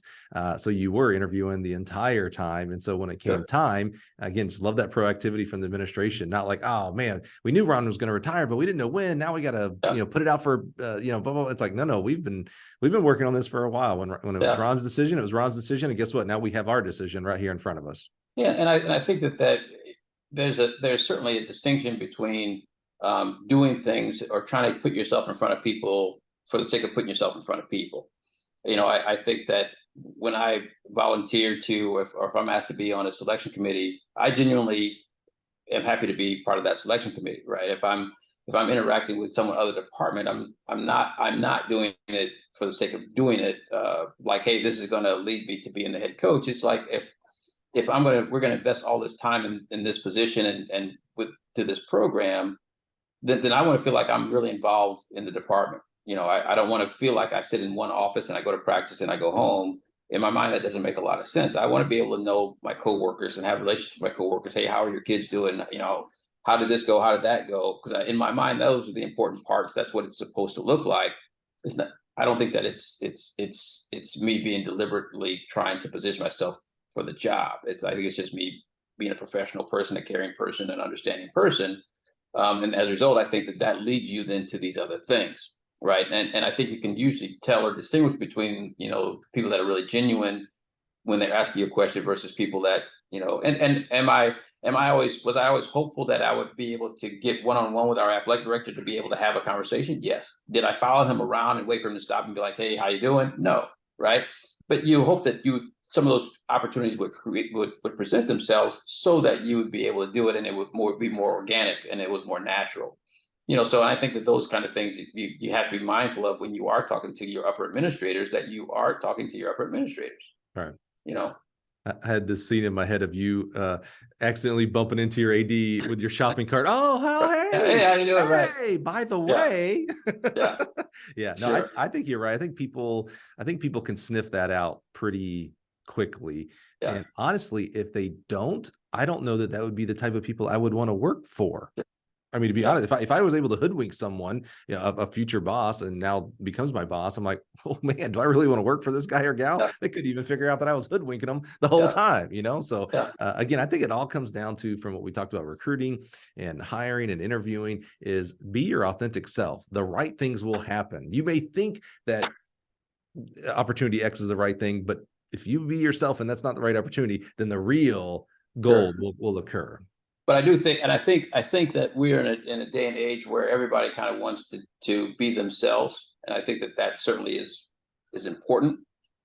But I also think that when you talk about administrations and all that stuff, they do put a big premium on being professional also. Acting, looking, demonstrating professionalism. So you have to be mindful, I think. If you want to be seen as a head coach, then you can't, maybe you can't wear flowered shirts and flip-flops to a departmental meeting. I don't know, right? Sure. Yeah, so I because you are still being yourself, I think that you do need to be mindful of that. And if things don't go your way, then you got to be able to own the fact that, I wasn't going to buy into that. I'm going to be who I'm going to be. Okay, that's fine.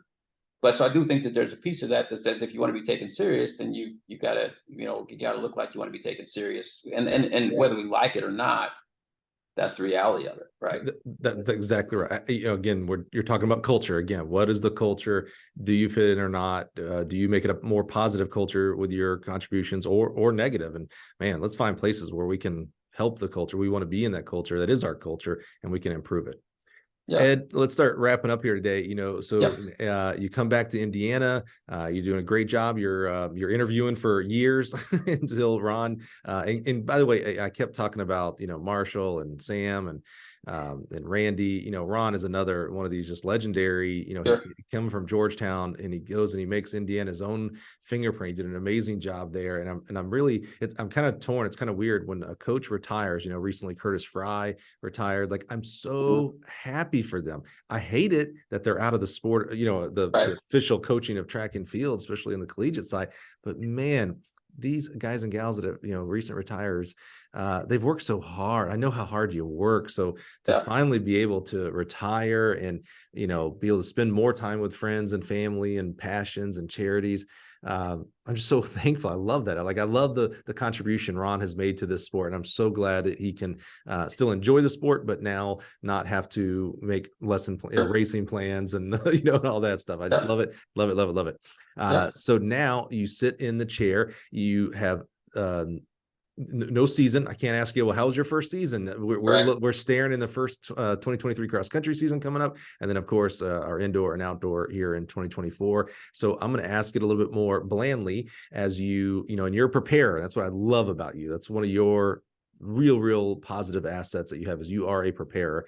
What has got you excited as you're looking forward here? When we're recording this right now, it's July 19th. So 1 year from now, you've already thought about how you want 2024 July 19th to be. What are you looking forward to? What's got you the most excited coming into this year? I think if I'm in 19, this is my 19th day at it. Because July 1, I took over, right? So it's 19th. Right. So I think that right now I'm really excited about the staff that we have in place, and looking at the staff that we have, I'm really excited about us all working in the same direction, us talking the same way, us kind of sharing in our vision of where we want the program, how we believe the program can be successful. I'm excited about some of the ads that we've been able to make since the season ended into going into the fall. Some kids out of the portal, and a couple of other incoming freshmen. I feel like we have some holes filled that I didn't think we had filled going, as we were going through the spring. We were fortunate enough that we didn't lose a tremendous number of students to the portal with the transition of Coach Holman retiring. Right. And I feel like the students that we have on the roster now are students that do truly want to be here. And so we won't be spending the year. My hope is we won't be spending the year trying to convince them that they made the right decision, as much as they're really excited about trying to help and be supportive and some of those things as we move forward. And I think that I'm excited about the fact that I've got a wife and daughters who have been with me the entire way, right? They've been supportive. I think that they may be more excited about the fact that I'm the head coach now than maybe I am sometimes. I mean, they're beside themselves, happy for me. So and that's really meaningful, and that's really important, considering the amount of time that it takes and the investment that we make in it.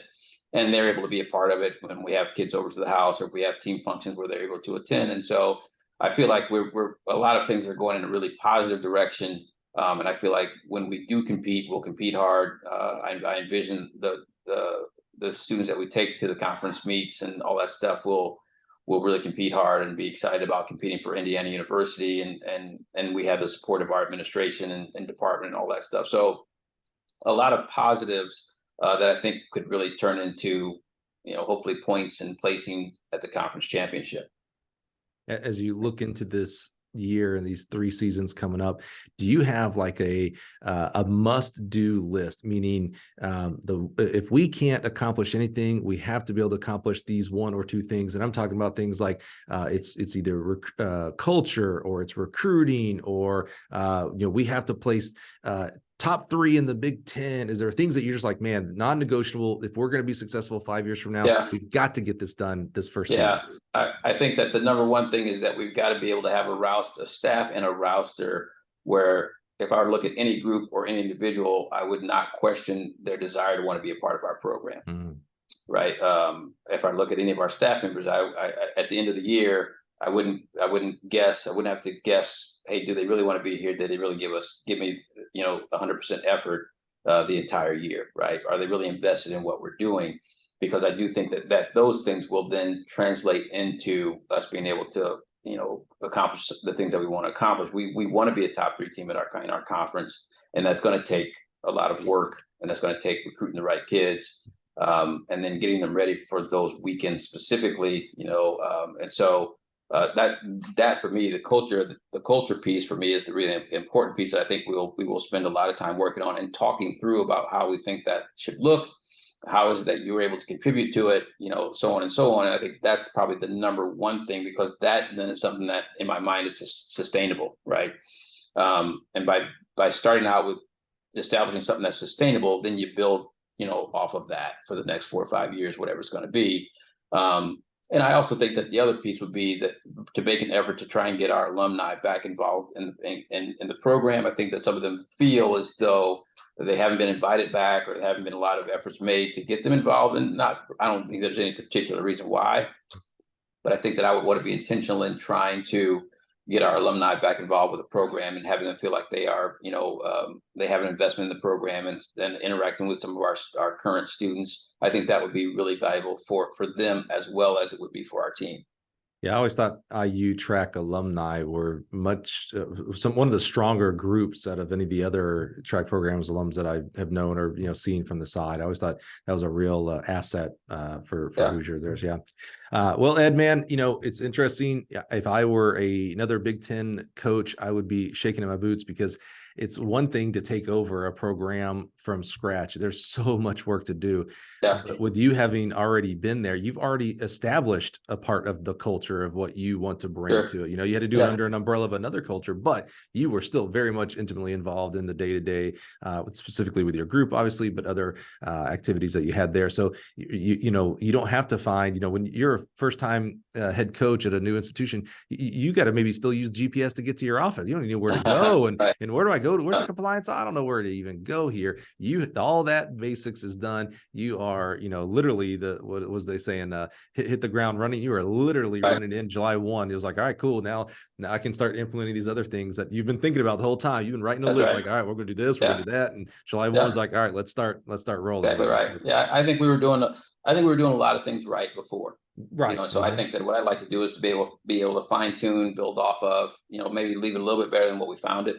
It's kind of the philosophy, but versus trying to blow up everything for the sake of being in charge and all that stuff. We won, I think, 3 championships in the last 9 years, and our staff was together. We didn't have a coaching change for 9 years. And so I think that there's a reason for that too. I think Indiana's a great place to be. And I think people like being here, and I think we're treated well, we're supported well, all that stuff. And so I don't think we have to reinvent. We have to do a lot of that. I think that a lot of that's already in place.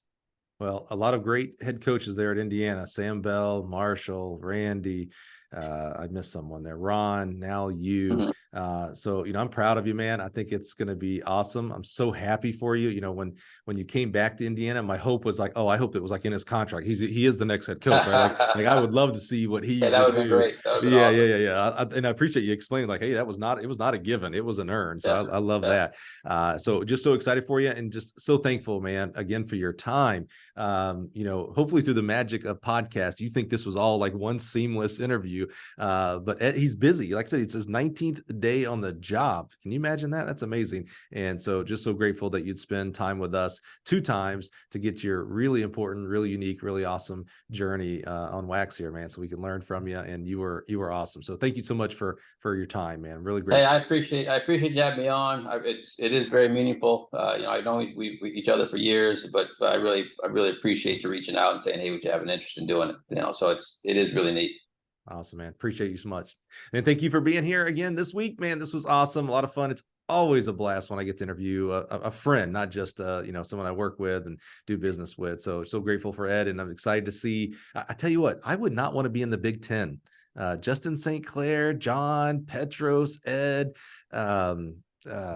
I miss Kevin's. I mean, golly, I don't want to do it. Rosalind, no way, no how. I think if I were still coaching, there's a reason why I'm not coaching. So watch out for the Big Ten. Watch out for the Hoosiers this year. Join us next week. Hope to see you here on the Gill Track and Field Connections podcast. See you, everybody.